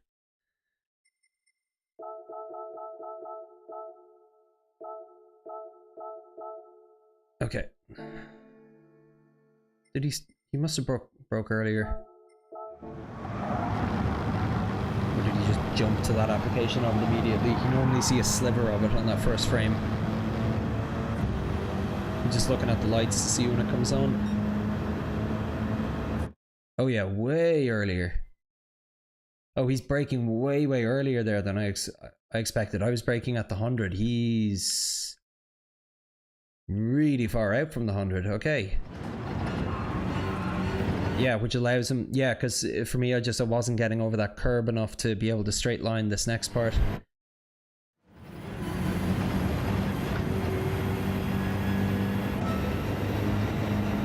What's he using as the brake marker, though?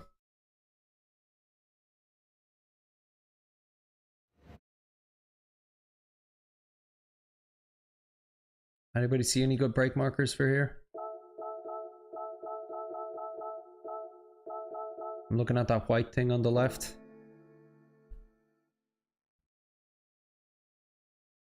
Gets near the edge of your screen, maybe. Don't like using brake markers like that, though. Yeah, I can't see anything too clear. Like, he's already on the brake there.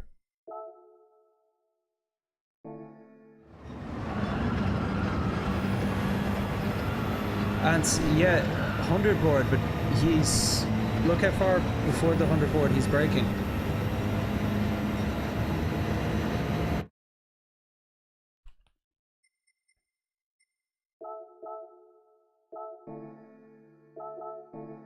He's on the brake here.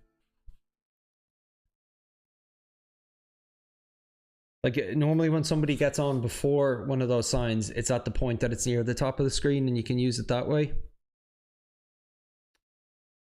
The tire mark's split in two, maybe. Let's see that.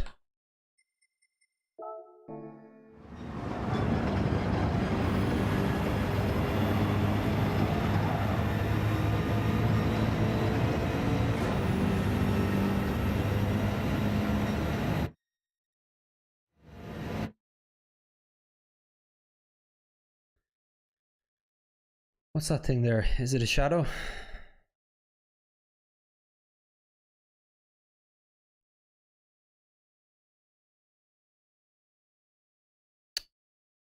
Yeah, I could do that, Spud, using it when it's a third away down the screen, but I find that always leads to very inconsistent braking. For me, the best kind of braking markers aren't even ones that you do when it's near the top of your screen. It's the ones that you do as soon as they disappear off the screen. Those are my favorite types. And I love ones that are on the road as well, as opposed to on the side. But I think I might have one here with...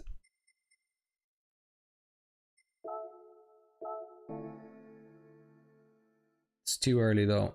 But for my reflexes, it might actually work out well.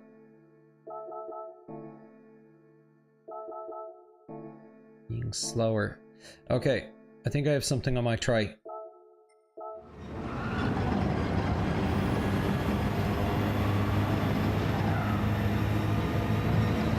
In the blue line.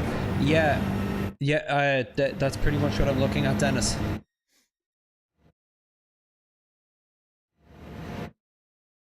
So, yeah, do you see this very clear tire mark that's coming across the track and into the blue line? I'm going to wait for that to disappear completely and then hit the brake. Boom. There. Yeah, and that, I think that will work out for me.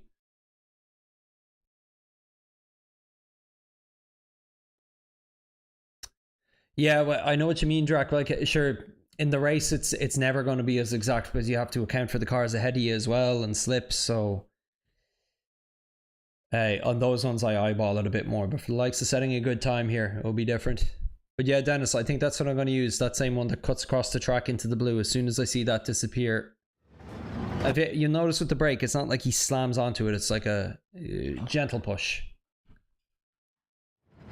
And then trails off immediately down into third. Where is he on the throttle here?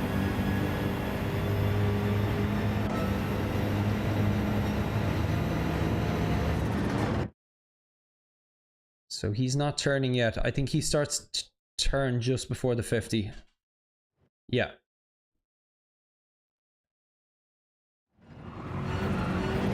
Third. Upshifts on the middle one to fourth.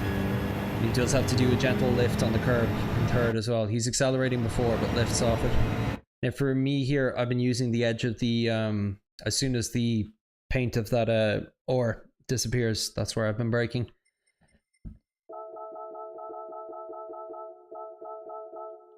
Swap to see his lights.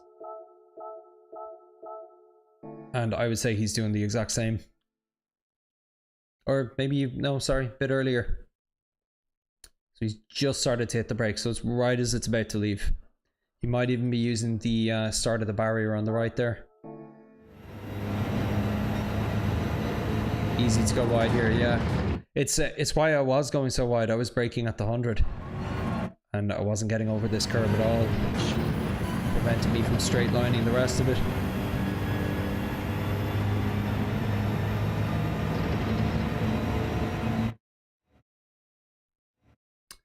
So I reckon as a braking marker, he is using the edge of the red barrier there. As that disappears, I believe that's where he's hitting the brake for the first time. Oh, I did the one lap. What am I doing? Sorry, guys.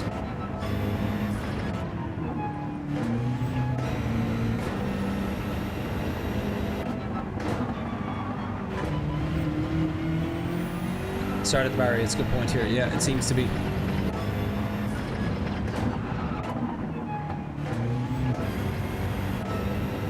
Sorry, where are we? Just completely lost the run of myself here.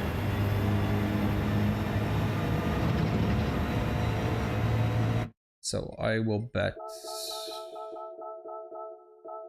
Yeah, that's pretty much it exactly. He's not on the brake yet, but he is by here. Yeah, you can see the ABS light on there. Okay, how does he go around this? Third. Does go down to first, I thought so.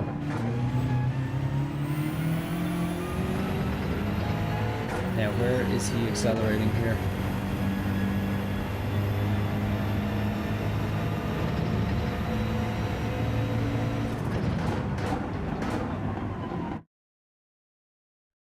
So it's like real 100% in the brake, trailing off as he's going around the corner. I think he's using one of these signs as an acceleration marker. Oh wow, he's so early. He's so early. I was going to guess maybe the blue or the last sign. Don't know how he does that. He's just got the turning crank the whole way around. How does he not spin out? He upshifts the second immediately, obviously. But the Petra heads sign hadn't even met the timer in the middle yet. It was still to the left of it when he hit the throttle there. He does have to lift a little bit. Okay, it's good to know.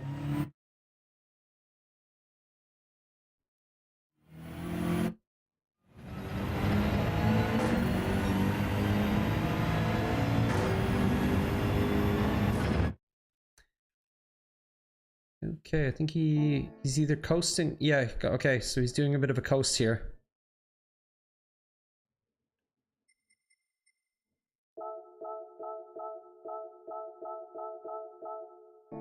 Okay, same braking marker as me. I was waiting for that. Okay, actually a bit earlier.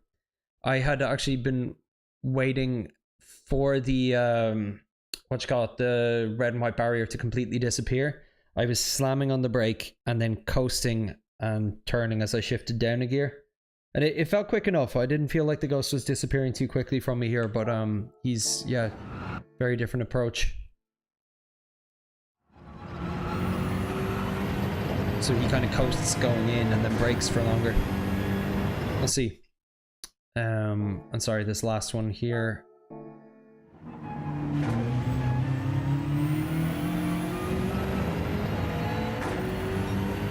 Full throttle when you see all the billboards, Dennis. Yeah, that's a good one.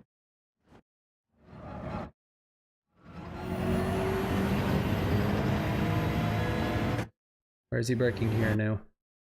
I've been using the Marshall box. It hitting the side of my screen. I think he might be going earlier than that. Again, gets right up on the grey.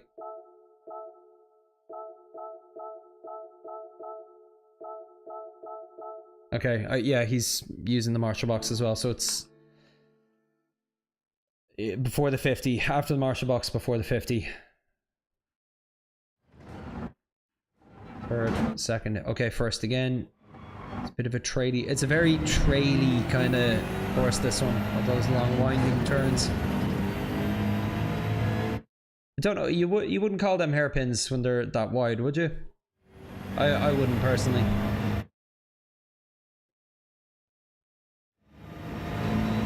Okay, I'm just going to go through this one more time, so I'll see if I can remember each section, then we'll do a bunch more laps to see what we can do. Okay, so riding up onto the curb here using that little white triangle bit of entry.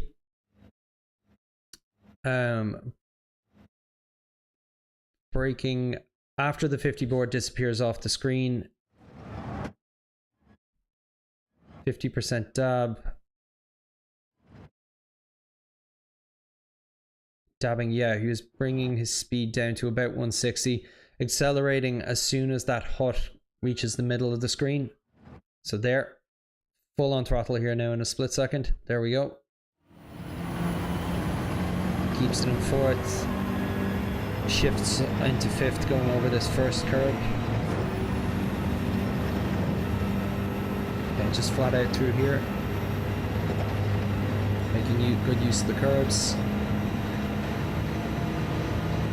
Now here, I'm gonna have to refresh my memory.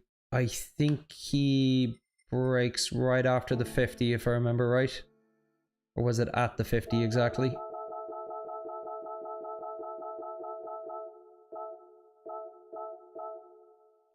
So where's the 50 in his view?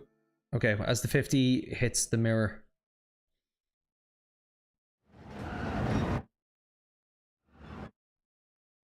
Okay, and it's bringing the speed down to about 180, was it? And then going on the throttle. No, okay, yeah, 190 actually. He steps down to 188, but yeah.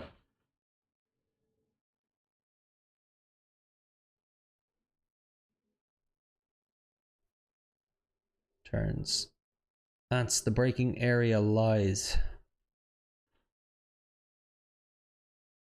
Oh, sorry, Ants, I see your comment there. Started racing with my braking area on helps in races. I'm kind of on Drac Fury with Drac Fury in this one. I actually find it almost counterproductive. Like it's never feels like it's in the right area.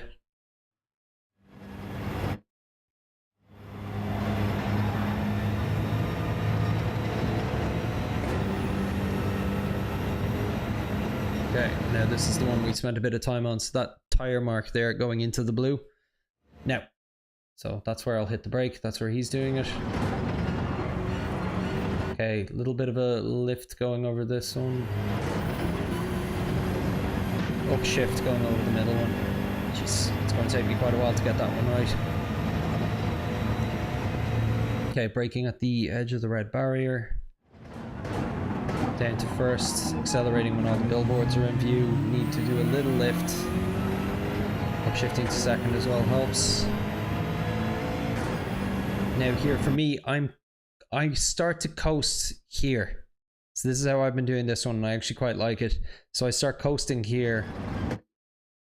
Oh no, sorry, I'm not. I'm full throttle to there. Brake really hard and then go into a coast almost immediately. Accelerate him between the Marshall box and the 50. Down to first. And yeah, so accelerating when those two Webster signs are underneath his mirror.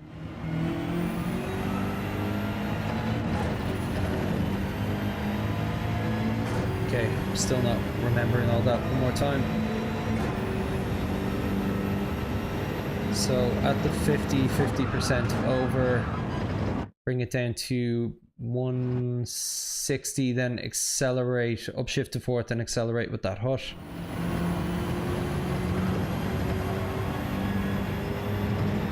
One more time with that one.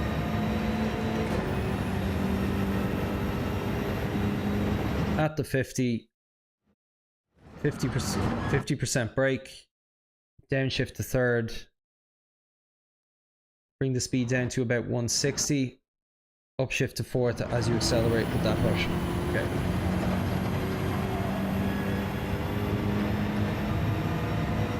Shift on the curb.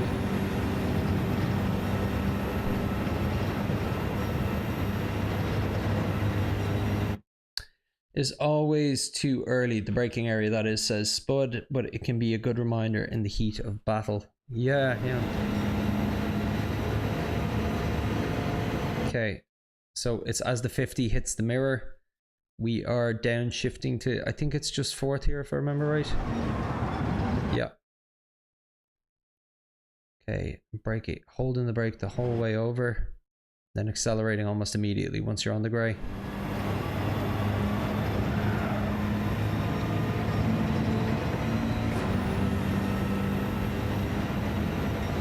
So braking at this line here, going down to second, oh no, third. And then fourth. Like I'm never going to get that like him, but I like to get close. Red barrier, down to first. Accelerating when the signs are there.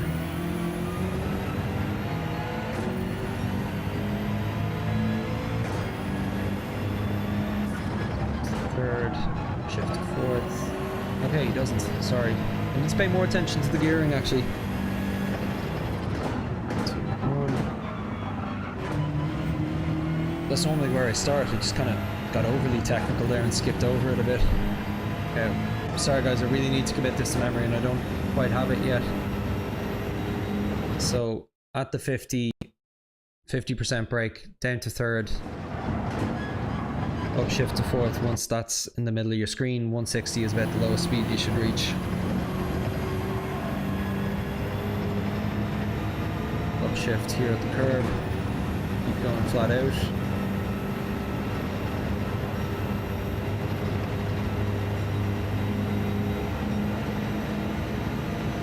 Okay, brake as the 50 hits the top of your screen. Just little millimeter, about 5 meters further than we are there. Shift down to fourth immediately, keep it at about a 50% trail brake, hold the trail brake until you reach the curb on the other side. Once your tires are on the grey, start to accelerate. Lowest speed should be about 188, 190.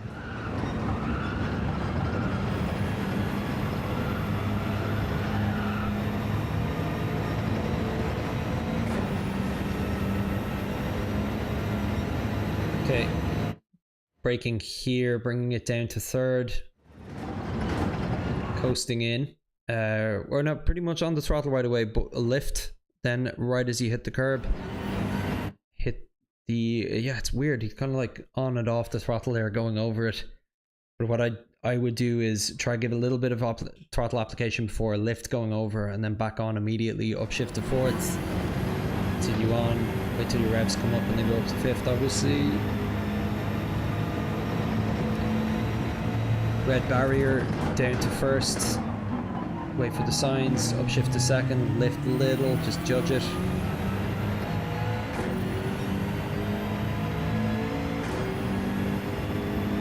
Okay, I'm going to follow my own rules for this one for a while, see where I get on. Brake at the marshal box, or between the marshal box and the 50, down to first. You just double check where he's accelerating and gearing up there. This will be the last review, I promise, and we'll get back in and do some laps.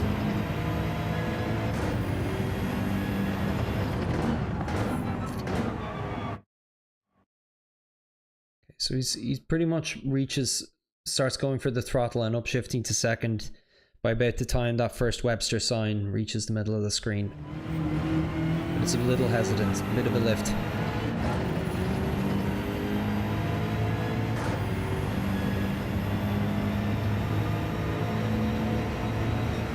So 131.9. Jeez, we are so far off the pace right now.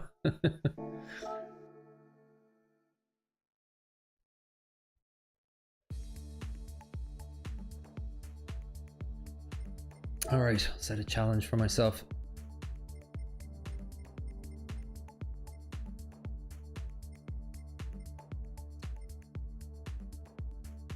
Carla is fast. I know based on my optimal, before I even did any lap review there, I was already at 135.5. So I think applying some of what I've learned there, what I'm going to hope to do is get down underneath 135. So that's I think my goal for the next hour. I'll be relatively happy with that. And if I can get lower than that again, great. Yeah. Ants, I don't think you saved this lap. You saved a 134 on the nose, didn't you? So I'm going to aim to get under 135, and then I'm going to start reviewing your own lap, Ants, to see what I can learn from it. Ooh. Actually, I need to check my oil.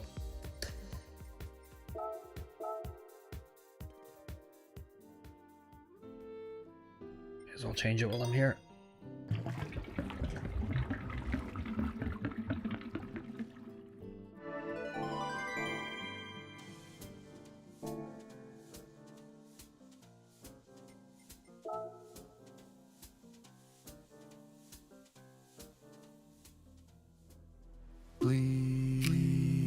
Please like and subscribe.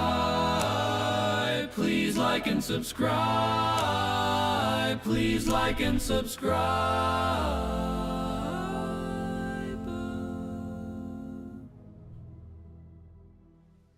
Cheers, Jack. I don't think there's much I'll get from a mid 135. Like I was almost getting that by accident before I started reviewing the faster laps. Like, I appreciate it and all, it's just I think I'll learn more from I think I'll get there without needing to follow or review any more laps. I think I'll probably get under 135 now if I really put the time and effort in. And then as I start to get stuck and I feel like I'm doing everything right but I can't progress any further, I'll start looking at laps that are about half a second, 1 second faster than mine. So Ant's 134 that he posted probably be ideal for me. But I know from my optimal already I'm at 135.5 and, you know, barely even knew what I was doing there. Cheers though, Drac, do appreciate it. Let me just turn off this controller. Forgot to load in the ghost, didn't I?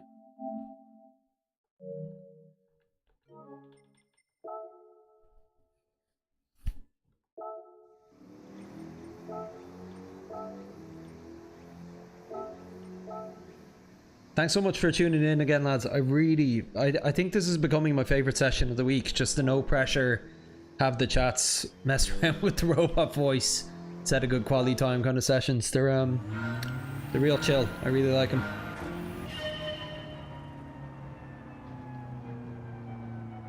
And yeah. Ants, I can do a 135 flat for you in the BMW if you want something to follow. No, I actually, when it comes to ghosts, I typically prefer following the best leader's time while I'm still at this stage.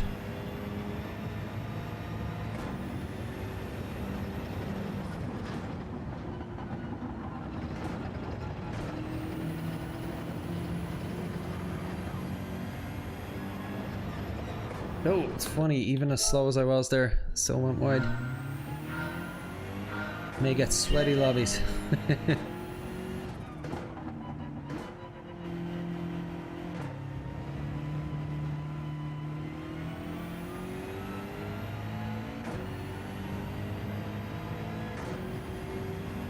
Agree. What's that you're agreeing with, Ants? What I said there, or what Drac was saying about the sweaty lobbies? Both?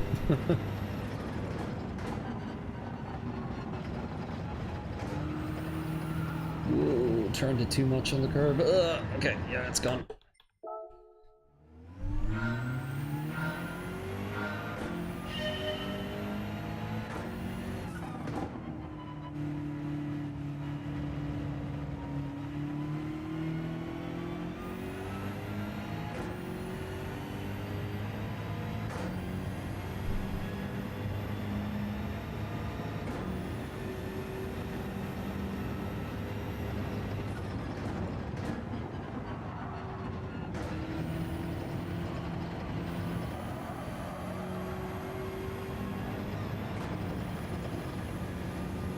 Shifted way too early there as well. It's gonna hurt.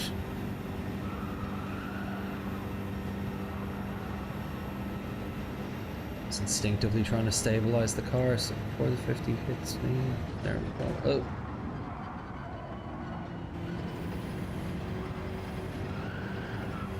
Yeah, I see what you mean about the train tracks there. They're the train rail feeling there, Drac. Okay, and there's that line. Oh, I just hit the brake too hard.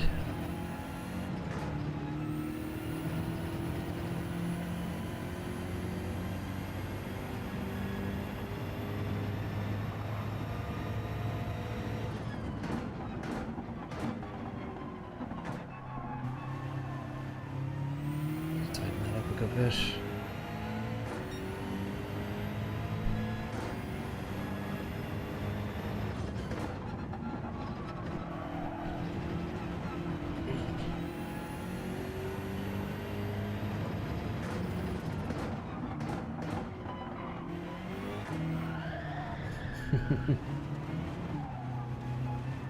Okay, let's try that again. Mark, may I send you a friend request on PSN? Yeah, please do. You'll see a link to my PSN ID in the description of the video. We also have a Discord. Link is also in the description. Discord is the best way to stay in contact with me anyway. It's where we all have the chats, and I announce new streams, and we sometimes organize a few kind of private lobby races. So if you want to get involved in that, join the Discord. It's a good little community we're building. I think we're about 40 something members strong now. But yeah, the PSN ID is always great for seeing your quality times, being able to share stuff in Gran Turismo. So do both, please. It'd be great. Track Fury, you can use the train track as a get out clause on some instances. Yeah, I'd imagine so. Right, yeah, I know what you mean though. It would feel risky in the race.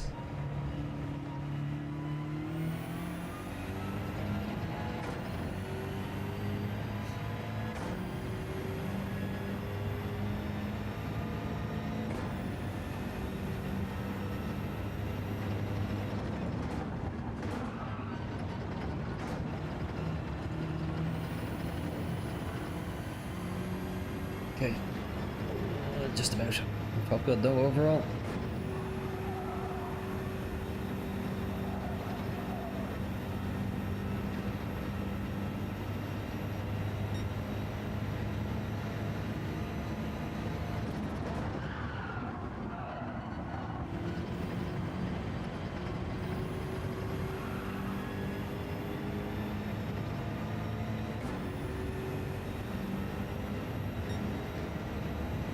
there.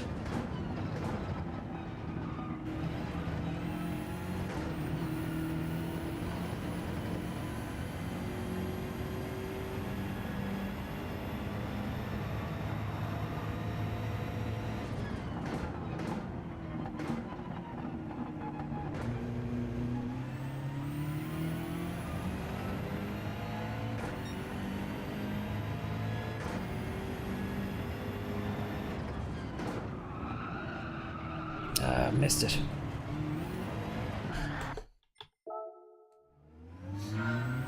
I thought that lap was feeling better, but it was still in the 107s going into the final sector there, which isn't amazing. I don't think it's enough to beat my best yet even.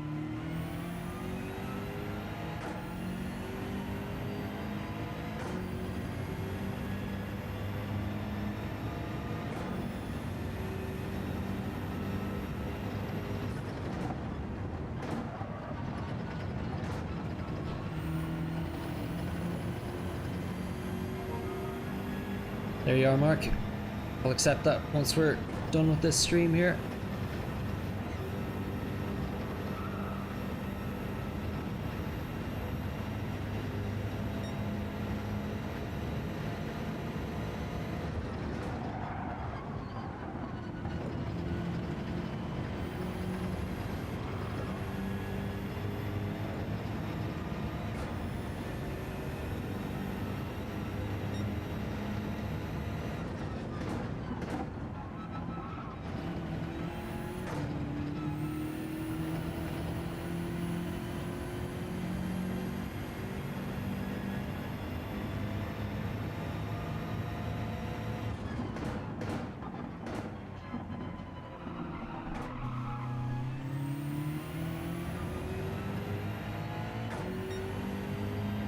Low 107s, that's not too bad.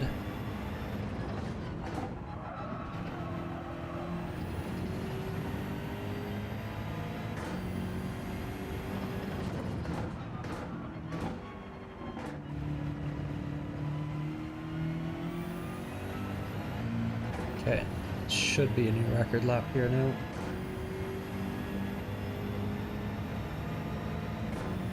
No, okay.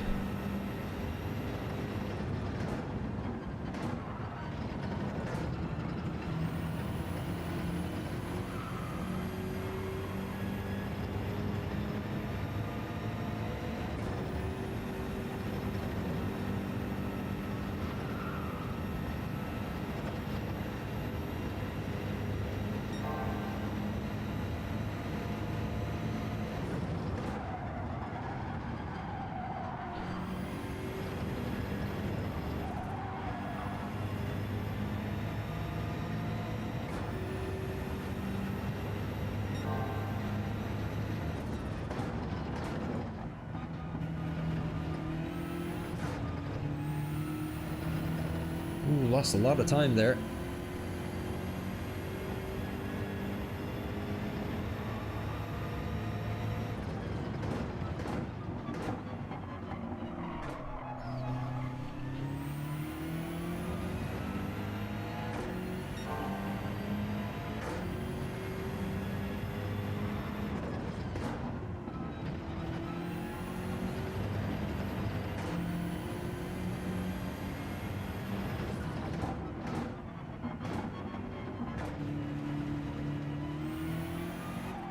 Pushed too hard there. Thought it was alright. I wasn't. How are my tires doing? They're in the yellow. Shared a 134.8 in the BMW and is somewhat smooth without too much risk. Cool. Yeah, good to see. Might use that as a reference point if I'm struggling. Just gonna try 10 laps here without cooking my tires and see how I do first.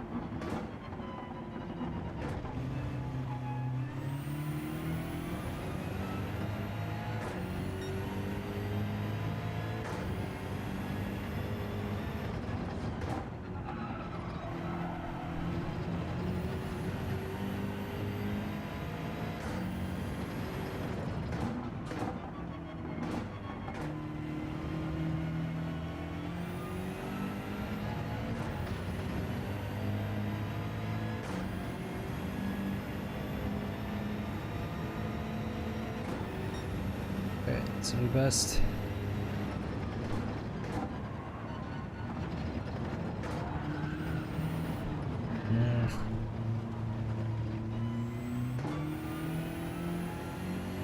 I need to go with a bit more feel on that one. Like when I try to copy it beat for beat with what the alien ahead is doing, it's over slowing me.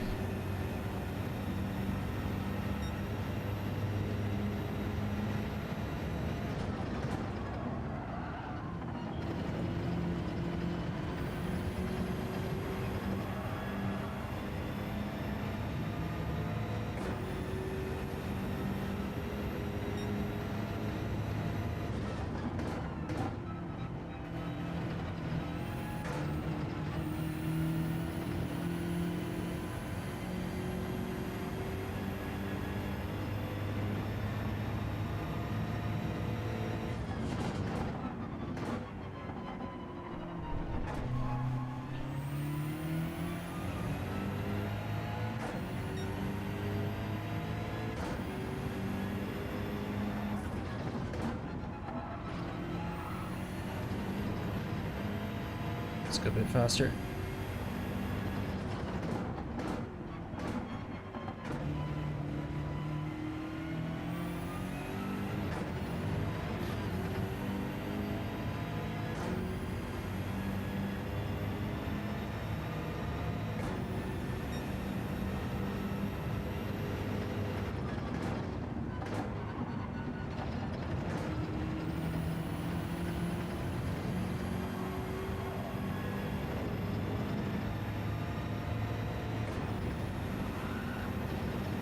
Tons of time found there.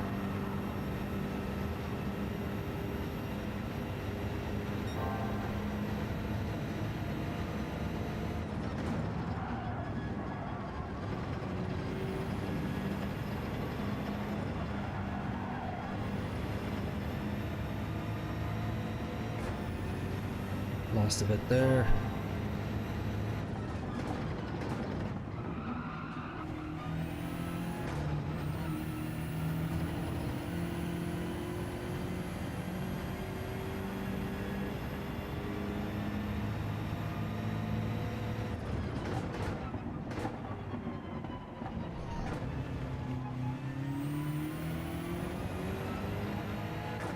Just coasted through that a good bit more, made a good difference.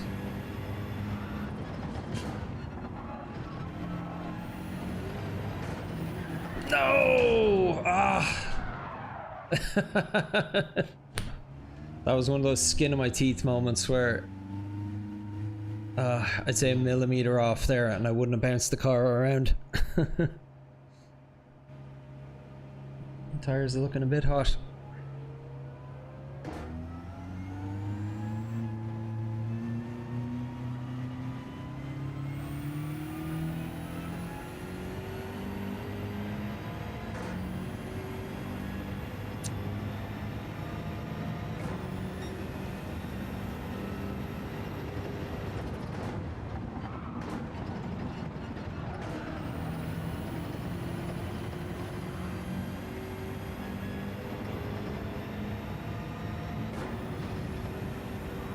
Okay, so I'm easily finding a lot of time in that first corner now, which is good.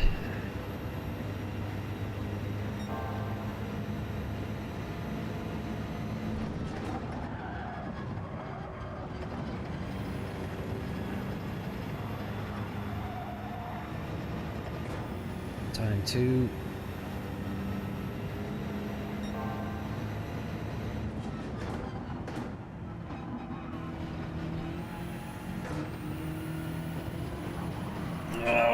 No, push.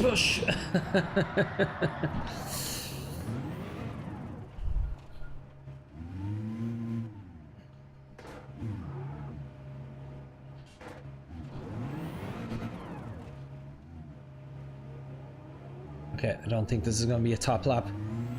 I think I'm going to get under 135 quite quickly though. I was 6/10 up there when I spun out, and I still have a lot of time to find in each corner.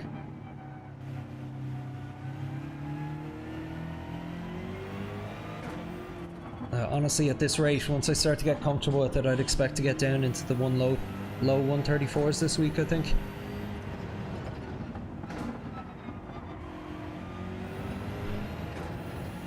Tires doing? Cool down a bit. Good.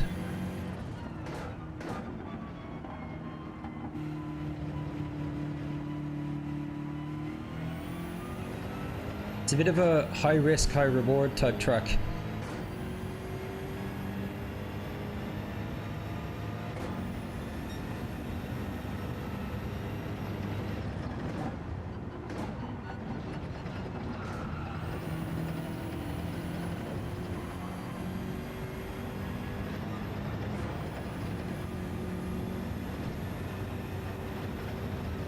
Okay, still gained, but not as much as can be found there.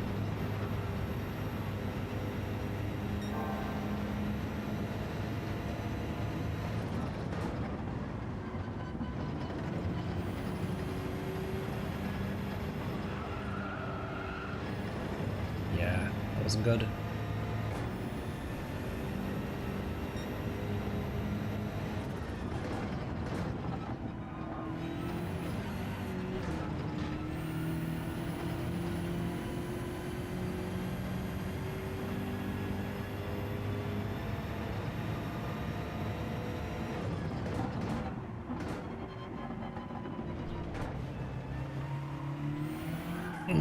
Push too much. Think I below 134 and you... Yeah, I'm not sure if you typed that before or after I said what I said, but I think so. It feels like that.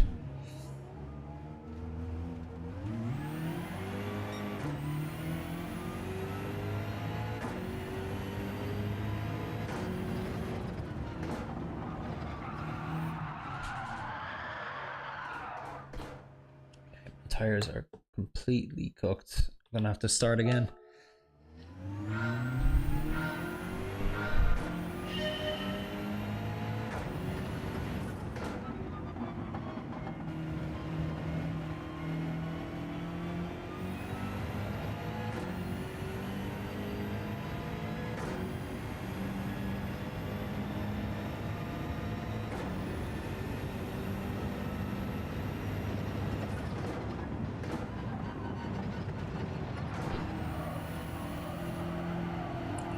Too wide there.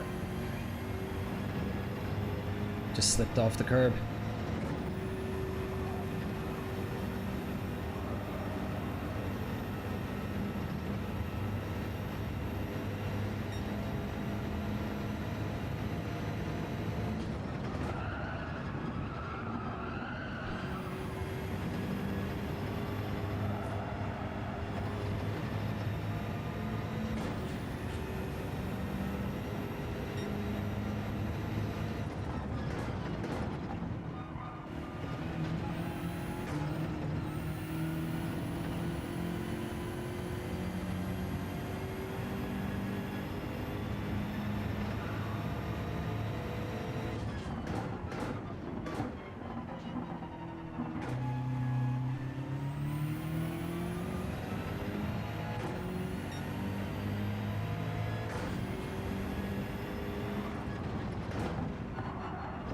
I need to be harder on the brake there.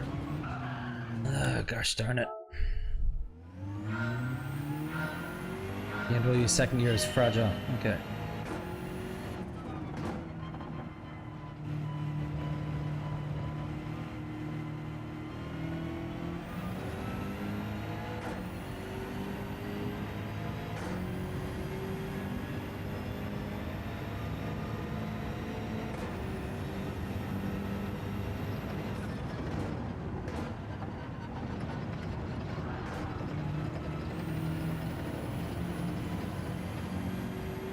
The time to find here still. That wasn't great. Let's set a pace lap here though. I always do better when I'm following an interval.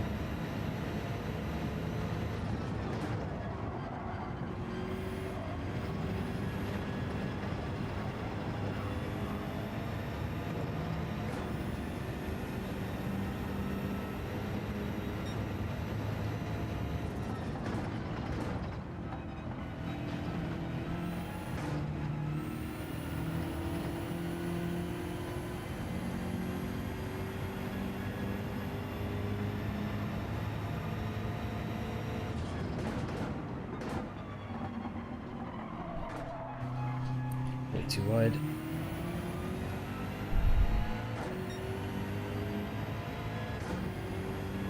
Okay, coast, brake, coast, throttle.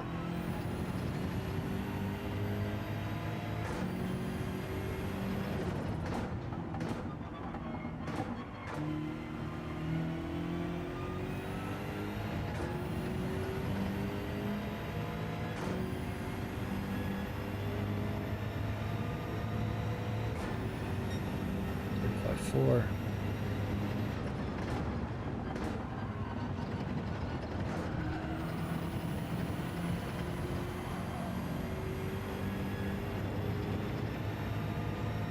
Yes, look how much time I'm still finding there. I really messed it up the other lap.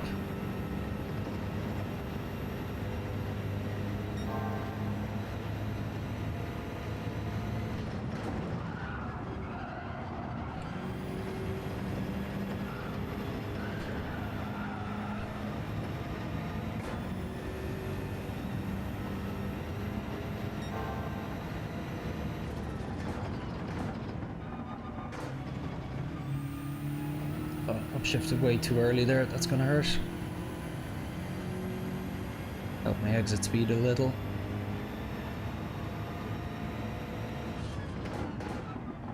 Now if I keep this tight.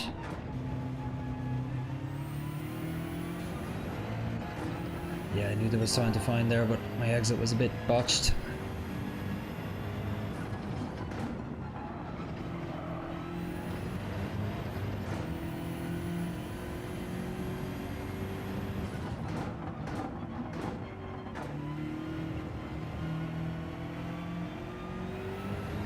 Yeah, I knew that was good on the other lap. I didn't know it was that good. Look, killed all my gains there.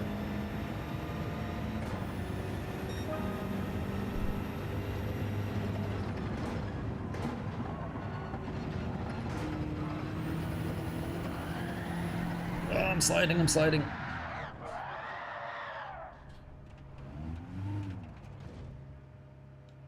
So, yeah, look, my optimal is now under 135.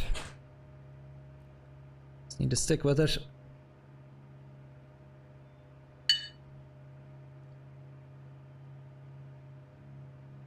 Getting there. Sorry, I see your other comment. If you stay wider into turn 1, says Ants, and then climb on the railroad, it tends to not spit you out as easy. Yeah, I haven't got a feel for. I know it when it's right. I'm just not 100% sure what the what I'm doing differently. But yeah, there are some times I'm on it where it feels really unstable, other times when I feel just planted as a rock.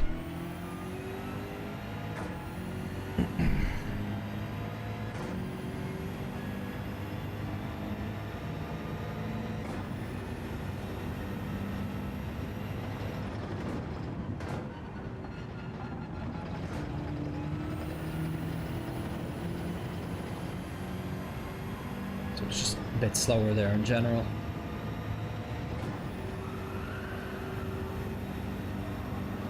It felt stable. Oof, starting to get hungry.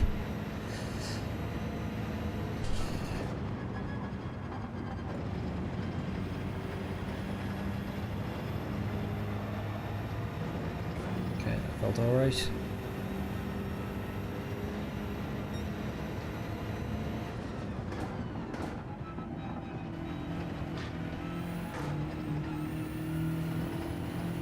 Not bad. I'm still not doing it like him, but I'm getting faster through there, definitely.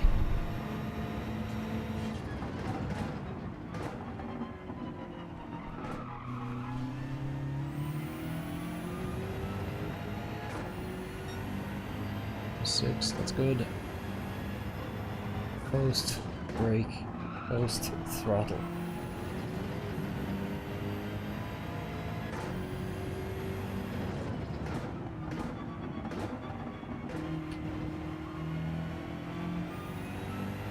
Okay, I think that was on the average side. I'll be close to my record here, but not sure if I'm above or below it. Just below it.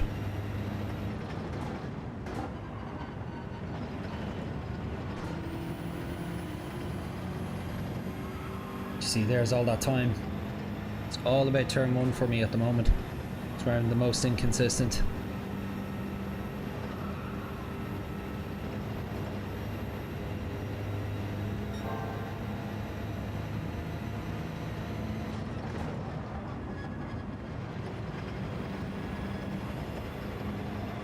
Oh, I really went for it because I felt I could taste that low 134.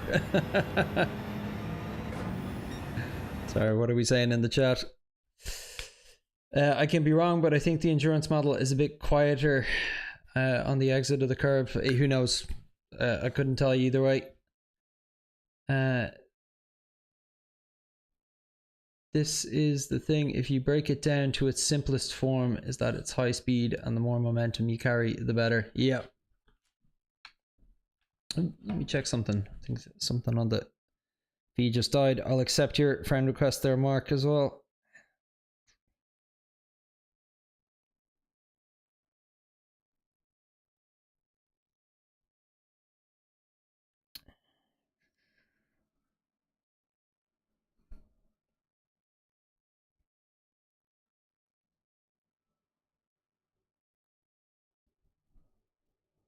So just bear with me 1 second, everyone. Cool. All right, let's continue.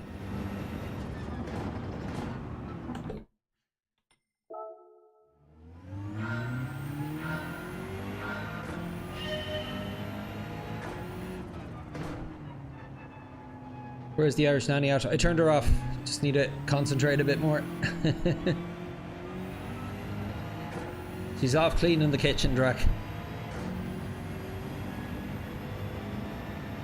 She was a bit exhausted and she came up to me and she said, could I please go up and clean the roof tiles on another day where I'm not drunk with the exhaustion and there's less chance of me being killed?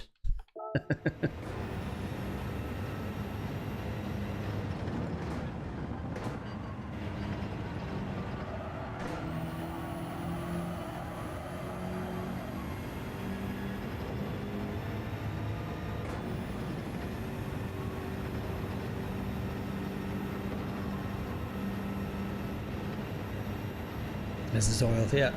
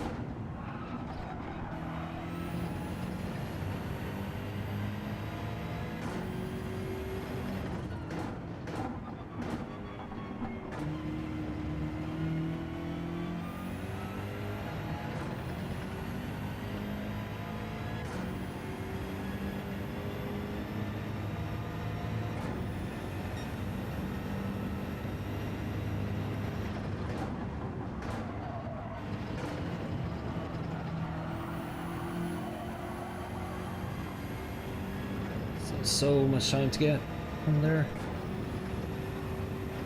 About half a second I can get from that turn still, I think.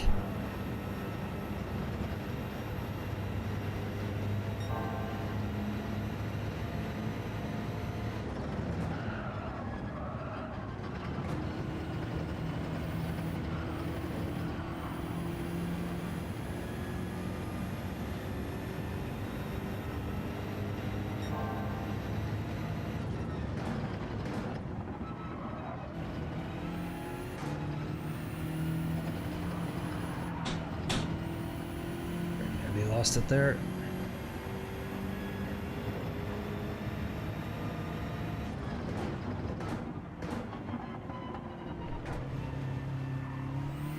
Oh, okay. I was onto something there though.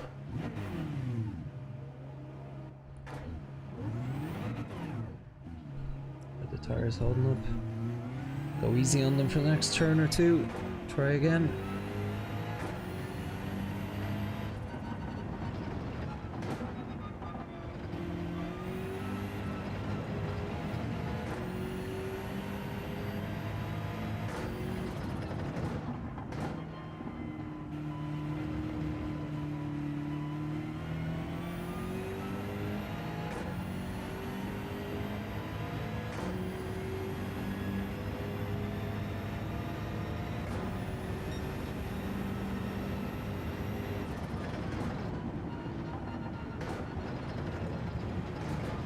Ooh, not mean to go to 5 there. Slip of the finger.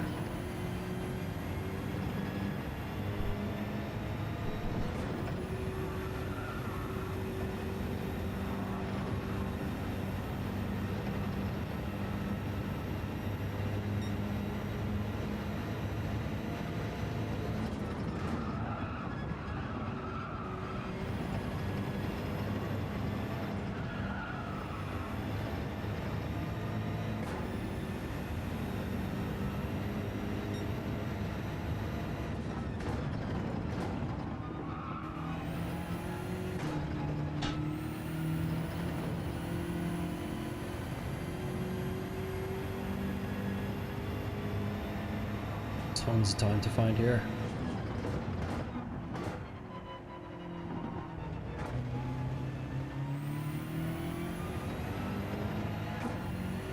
Just not like that.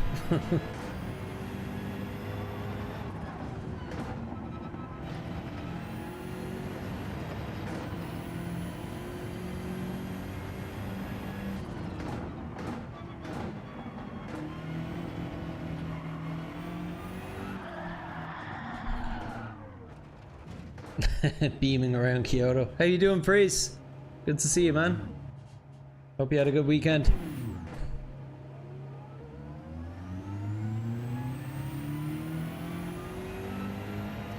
Beaming in my beamer.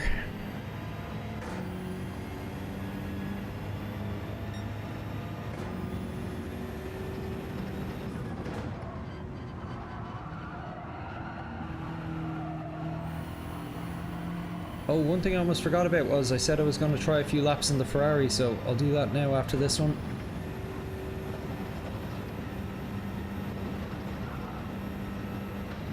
Whoa! She's feisty.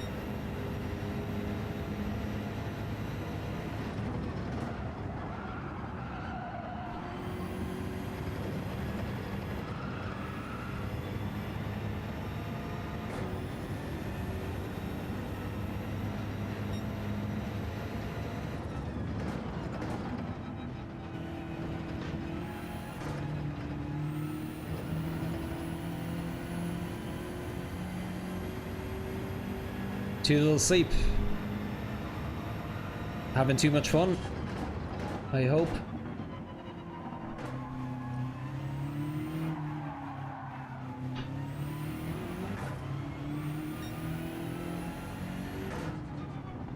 If I ever feel a bit anxious on the fast S uphill after turn 1, just take a light grip of the wheel and feel where the car grips up. No, actually I feel alright on the S's, to be honest. Not too worried about anything there. Let's try the Ferrari.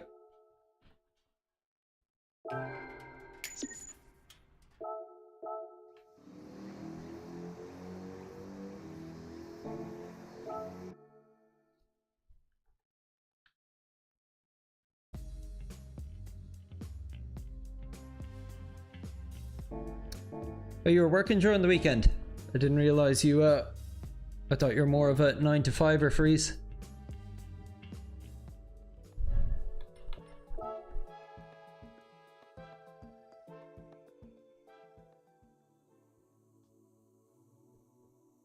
I'm quite happy with my little House of the Rising Puka livery here, but I've yet to fully decide on what car I'm on yet. So let's try the freeway one out. Oh yeah, sorry, that's what you mean. Yeah, I forgot the freeway was on the Ferrari. Freeze designed, Freeze in the chat designed this livery for me a few weeks back, and I love it.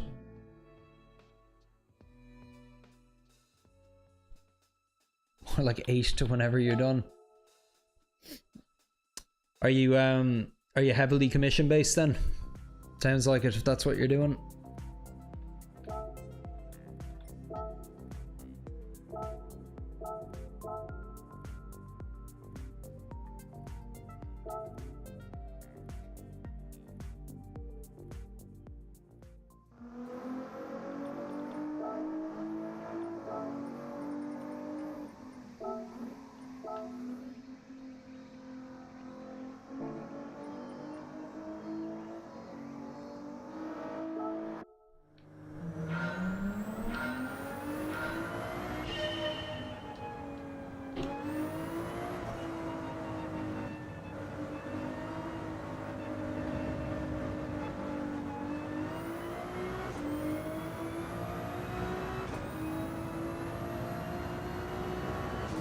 I typically find the Ferrari a little less prone to power oversteer than the Beamer, so that'll be a nice change.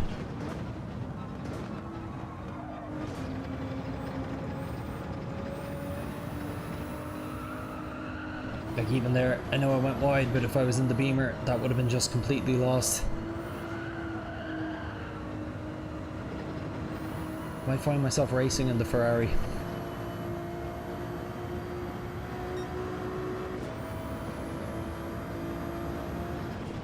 Oop, that felt rough though. That has set my tires on fire, has it?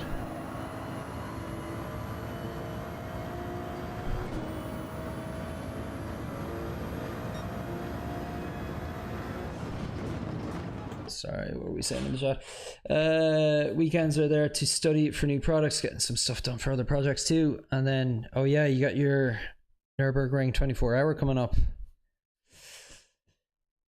Puka racing on day one. I was considering it, but I'm running out of time here and I'm getting quite hungry, so I will have to call it quits at a little after 12, I'd say. I like this track, and yeah, I'm definitely up for a bit of racing.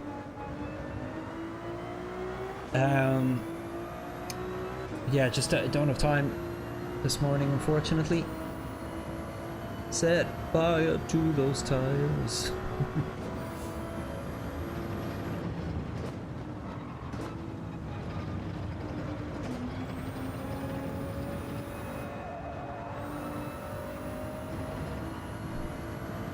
Oh, entered for... Jeez, I am. Didn't mean to be. Sorry, as I said, I'm hungry and I'm kind of on autopilot a bit here.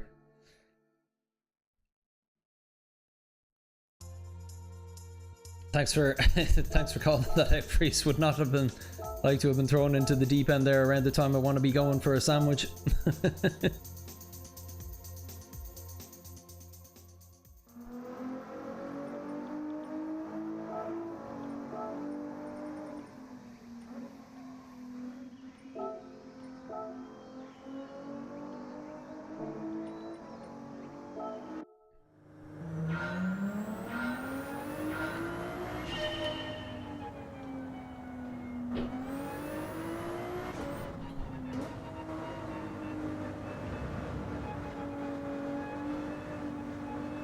Proper moderating has been done once again, yes sir.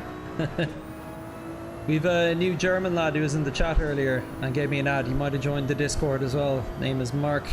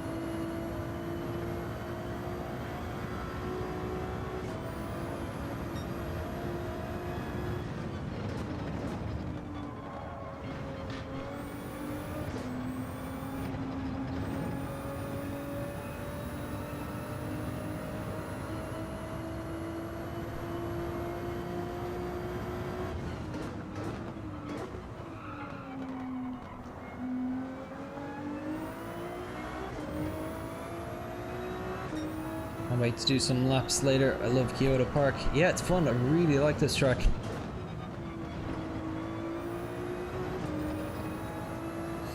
Think the Ferrari might struggle. Yeah, I was right about to ask there, Ants, if it was my imagination or not, but the Ferrari definitely seems to be bouncing a lot more violently over the curbs than the Beamer.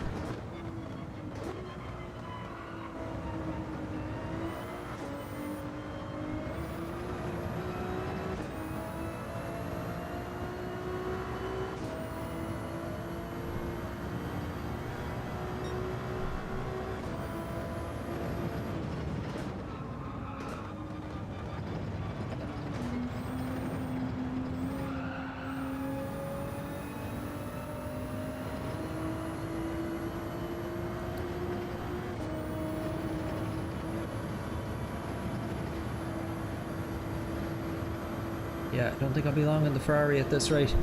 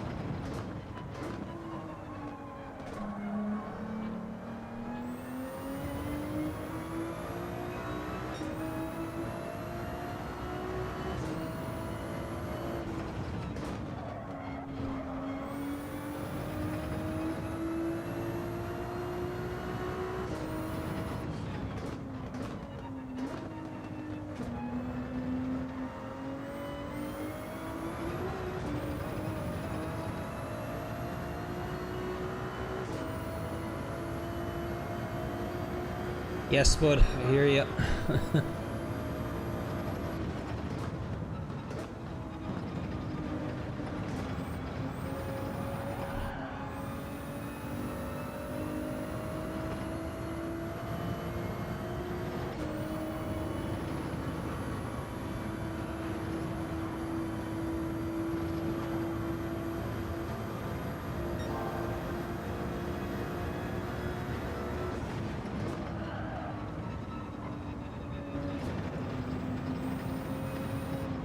Not mean to go up to 5th there, that was a mistake.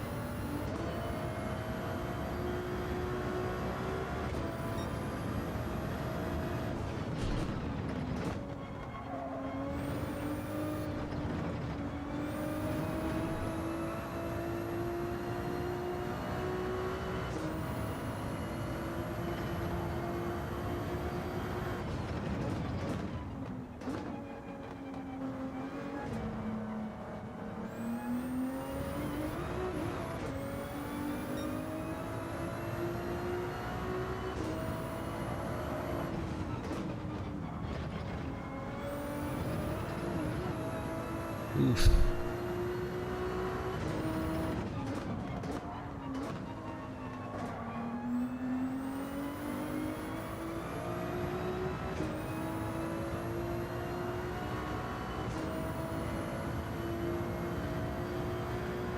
You enjoyed the time trialing challenge last week, that's cool.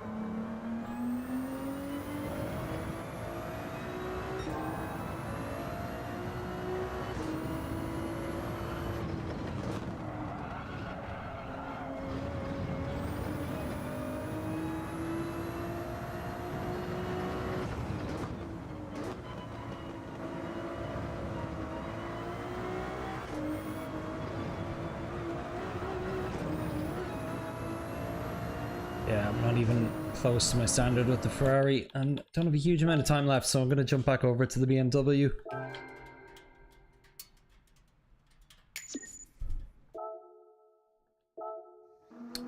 So I did very detailed deep dives into what the top drivers were doing in the BMW freeze, and that's what I was following in the Ferrari there, and it just wasn't working in the Ferrari.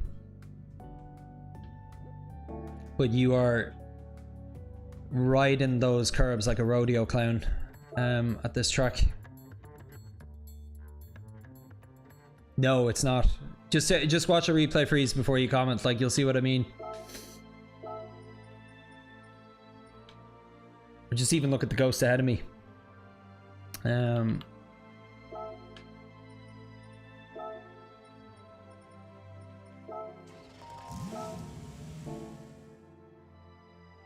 Like some of what they're doing on the curbs is like stuff I'm just not even trying to do. It's just way too aggressive. It feels almost a little bit RNG.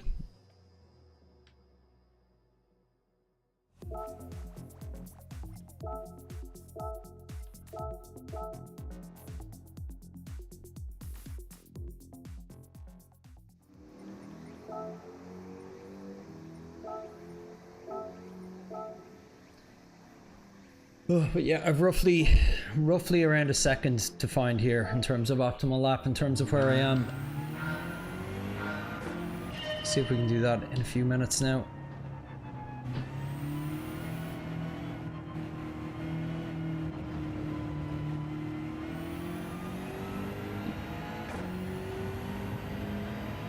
Yeah, it seems that way.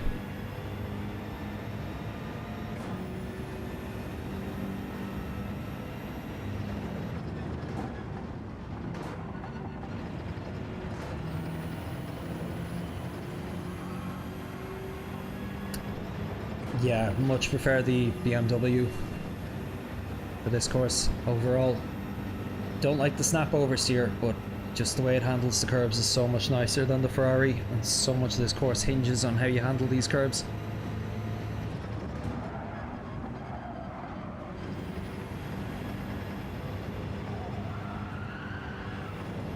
Lift a little there.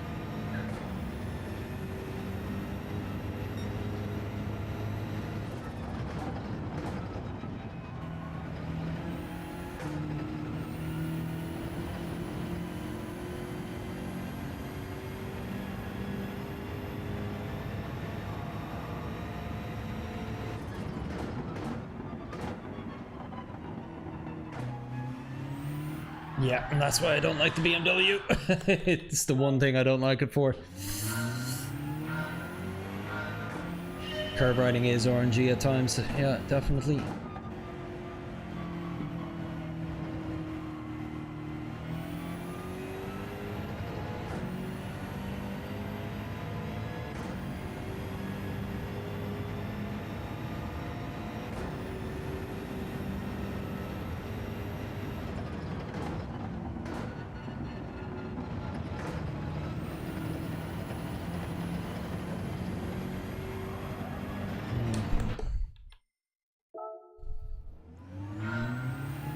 Tom the Rookie, how you doing? Like number 7 dropped. Thanks man, working over here, might lurk for a bit and need to bounce again. Yeah, I won't be on for a whole lot longer. I'm about to go get my lunch and then I need to pick up my daughter. So, it's been a great morning. Haven't converted any of the knowledge yet.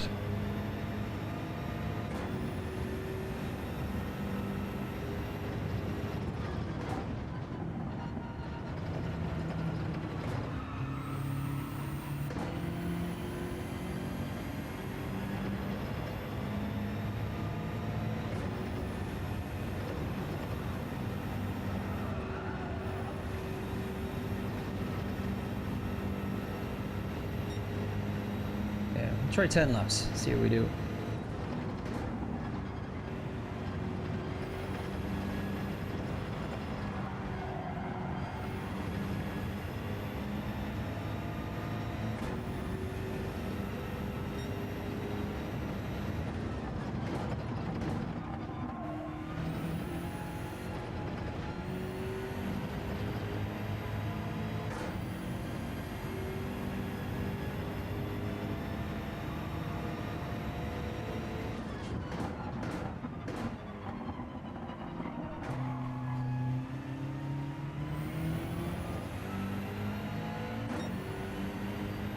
very slow, but it's alright. Still coming back up to pace in this boy.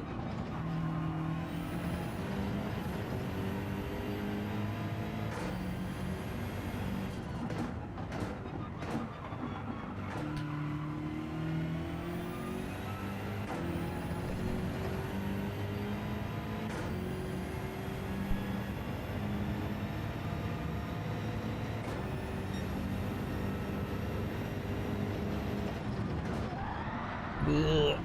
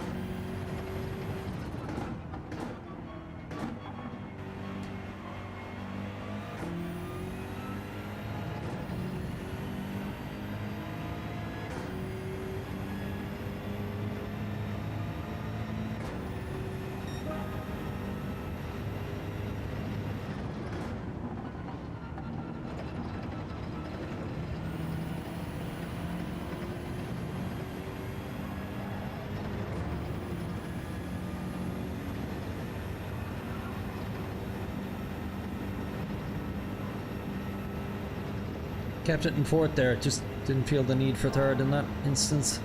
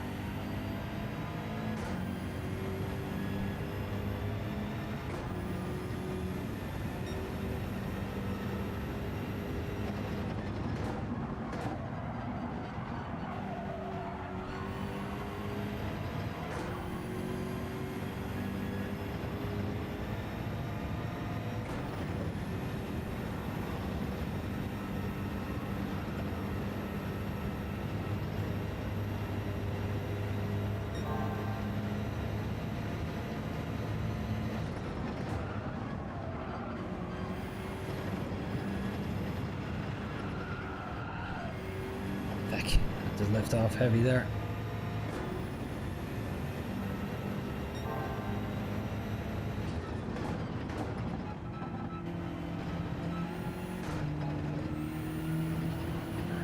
No.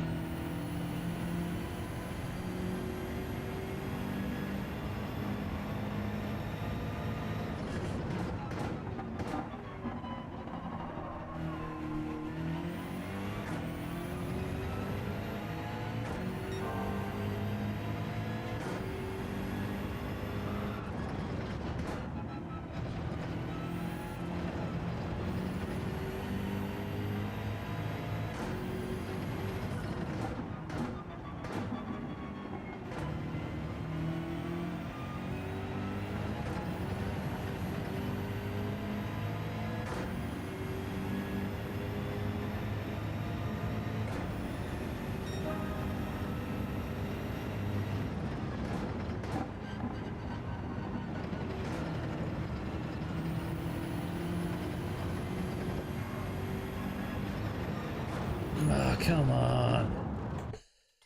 I'm regressing here now just because I'm getting tired and hungry. Sorry, what are we saying here? Just hit 19k on your company's car. Got in week 2 of January. Wow. Tom, too busy with work. No worries. Appreciate the support. Cheers, Freeze. Clark, can you deliver me a Samurai Puka version? Yeah, sure. You mean just make what I have available to you to tweak? Yeah, no problem. Okay, I might need to call it in a minute, lads. It's a shame leaving so much time on the floor, being so far off my optimal at the end of a session, but sometimes you're better off just drawing a line in the sand and then coming back a little later with a fresher head.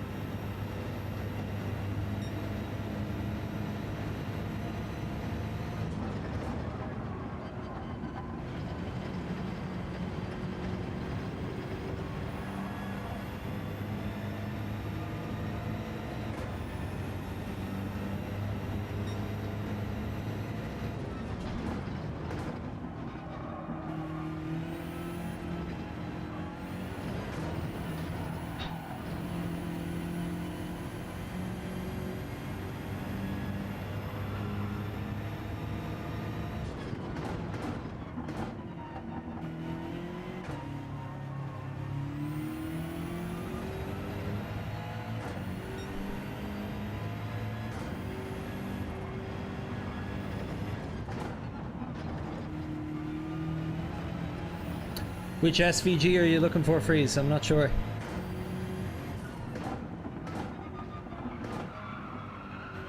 Do you mean give you a new graphic Apuka as a samurai?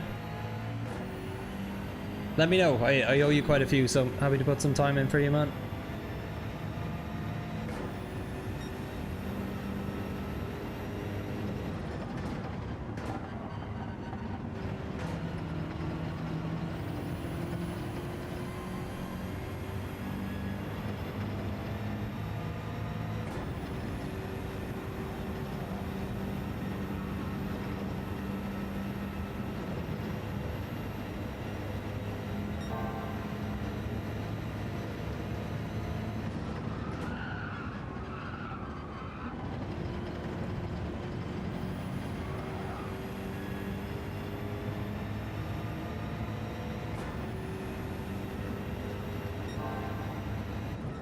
Oh, broke too early there.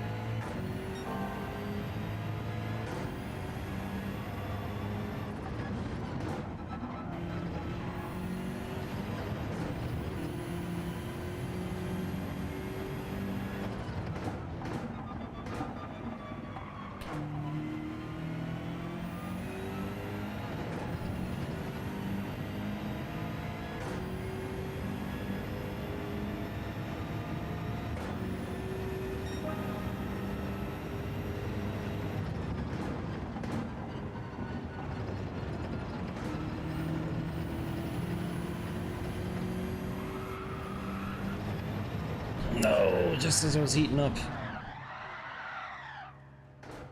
Can you create a Puka Samurai SVG I can use on GT, especially for this week? Might need to drop you a custom Japanese livery helmet, whatever.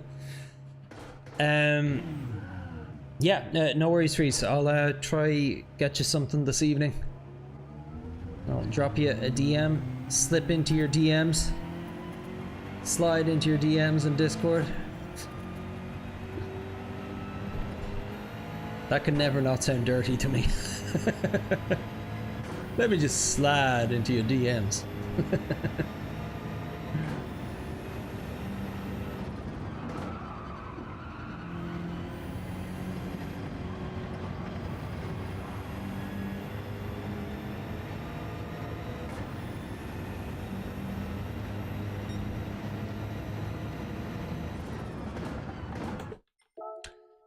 Okay, I'd have to do 2 more laps of feeling here and call it a day.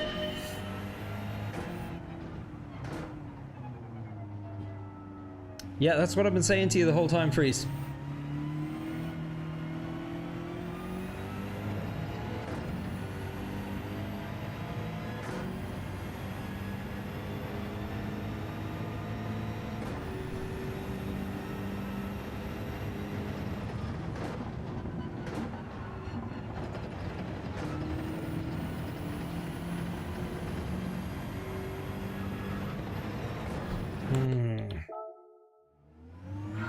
It's all about turn 1 for me.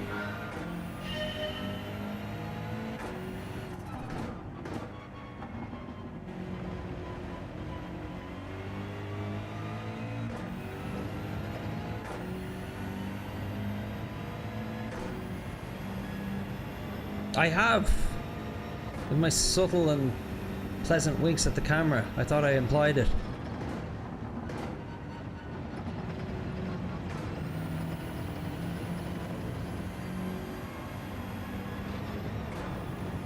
I was devastated on Valentine's Day this year. I know I only met you a few days later, but...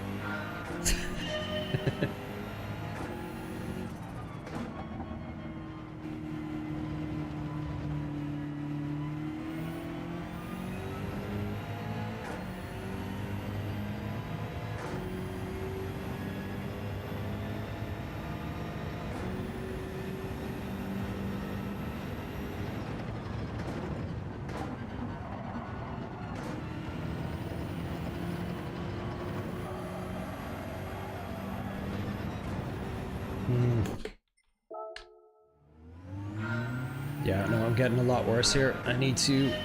Okay, but one more try. I really mean that. One more try. .tm here. Good old college Puka try. But yeah, I'll put a bit more time into this evening.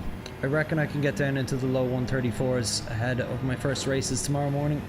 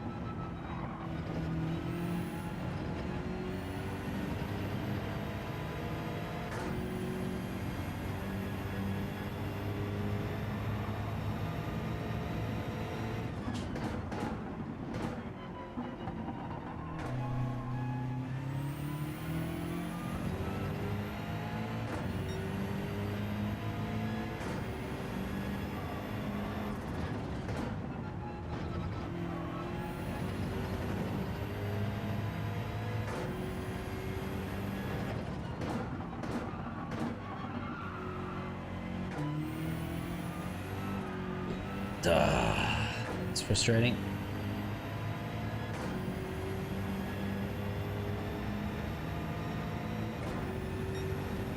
Probably lost half a second there with just that little slip at the end.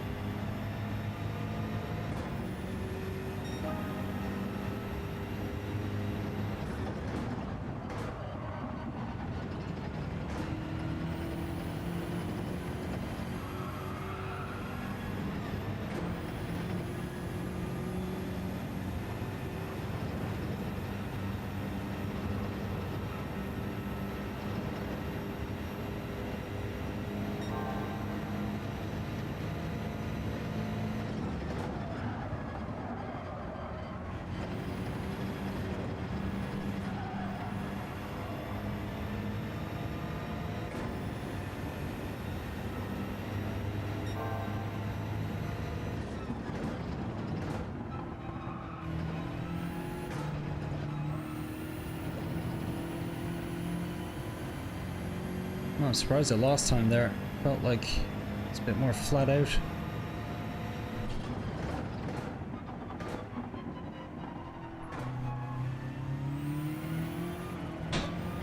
Definitely lost time there.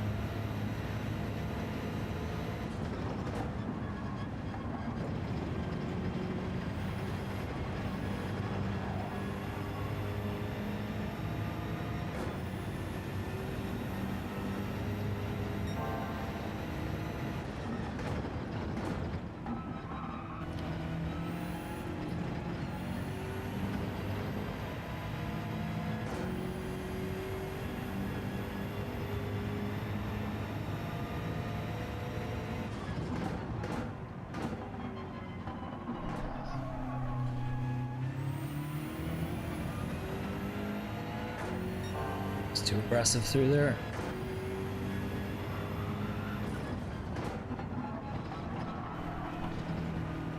Way too aggressive again. He's just pushing at the end there, hoping to take a best.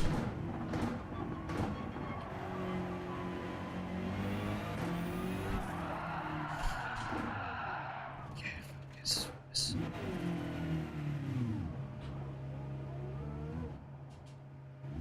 The tires a little cooked.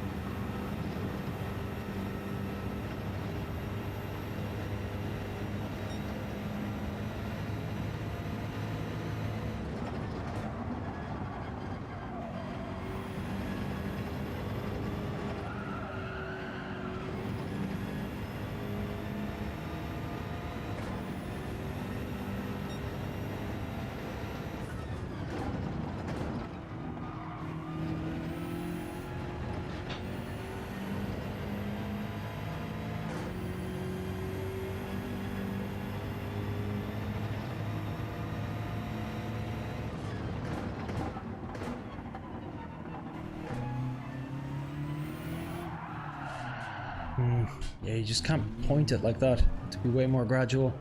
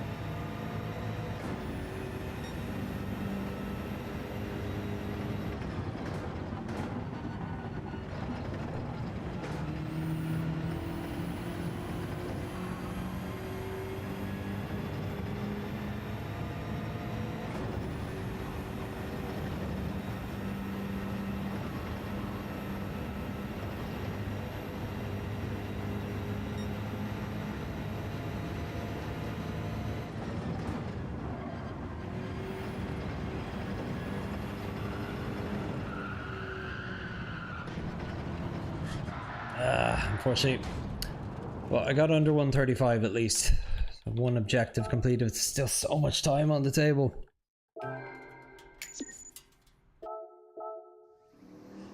Sorry, was kind of ignoring the chat there for a bit while I tried to put in a better time. So let's see. Globally, that puts me in 3,800. And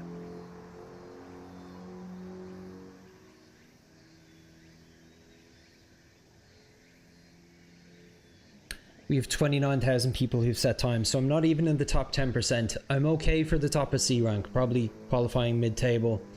And I'm familiar with the track now anyway, which is the main point of these sessions, just to figure out where the braking points are, what gear I should be in, learning the turns so they become second nature ahead of a first race. But I still have a long way to go. I think this is one of these things now of I'll just disappear off from it. Not play it again for now for a few hours, and when I come back I'll probably set the fastest time on my first lap. But I'll put maybe about another hour into it tonight off stream, just to try and just improve my consistency a bit as well, and try set a faster time. And I'll be back again tomorrow at 9 AM to dive straight into the races, which I'm looking forward to. So we have a few messages in the chat. Actually, probably have you here now somewhere. Which one are you, Mark? Might not see you because I think I only just added you a moment ago. Let me just exit out and exit back in. Maybe you haven't set a time yet. Drac, I'd race off stream first just to see, unless you want it on a video for the shorts. Yeah, I don't mind. I'd be more interested in the racing just for the sake of not letting it get too late in the week before I have my first race, but don't necessarily mind going in blind to my first race on the stream. Flux, how you doing, buddy? How are you recovering? how's the new Baba?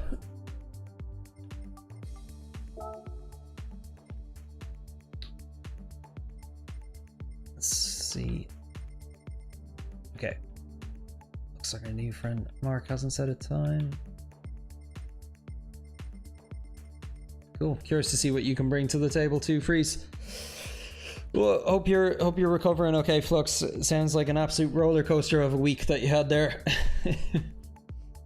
I'm still kind of in recovery mode here today from the run on Saturday. Definitely feeling a bit sore and stiff in the joints, but getting there. It's a slow burn. Yeah, those first few months are always mental. I'm not sure if I mentioned it to you before, but my younger brother, he's going through the thick of it right now. He has a daughter under 2 and 2 twins that are only 3-4 months old now. He's also back full-time and work in a fairly stressful head of legal position, so he's and he's in the process of buying a house, so he's really going through the thick of it right now. Really glad to hear the new baby is doing well. Mama too, I assume. That's great to hear, man. But yeah, I'm really sorry. I'd love to catch up with you, dude, but I'm already 25 minutes over time here.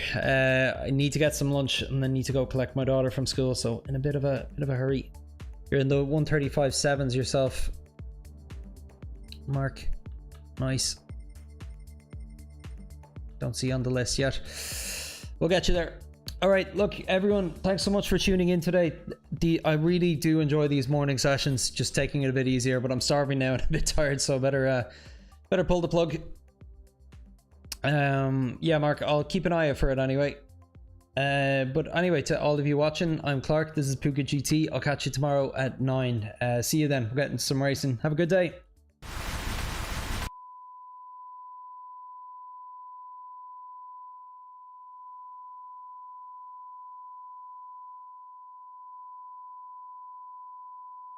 You are watching the GBC, Television for Goats.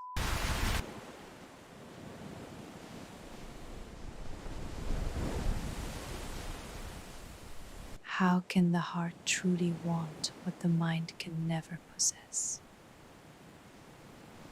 And just like the tide, he was gone. Puka.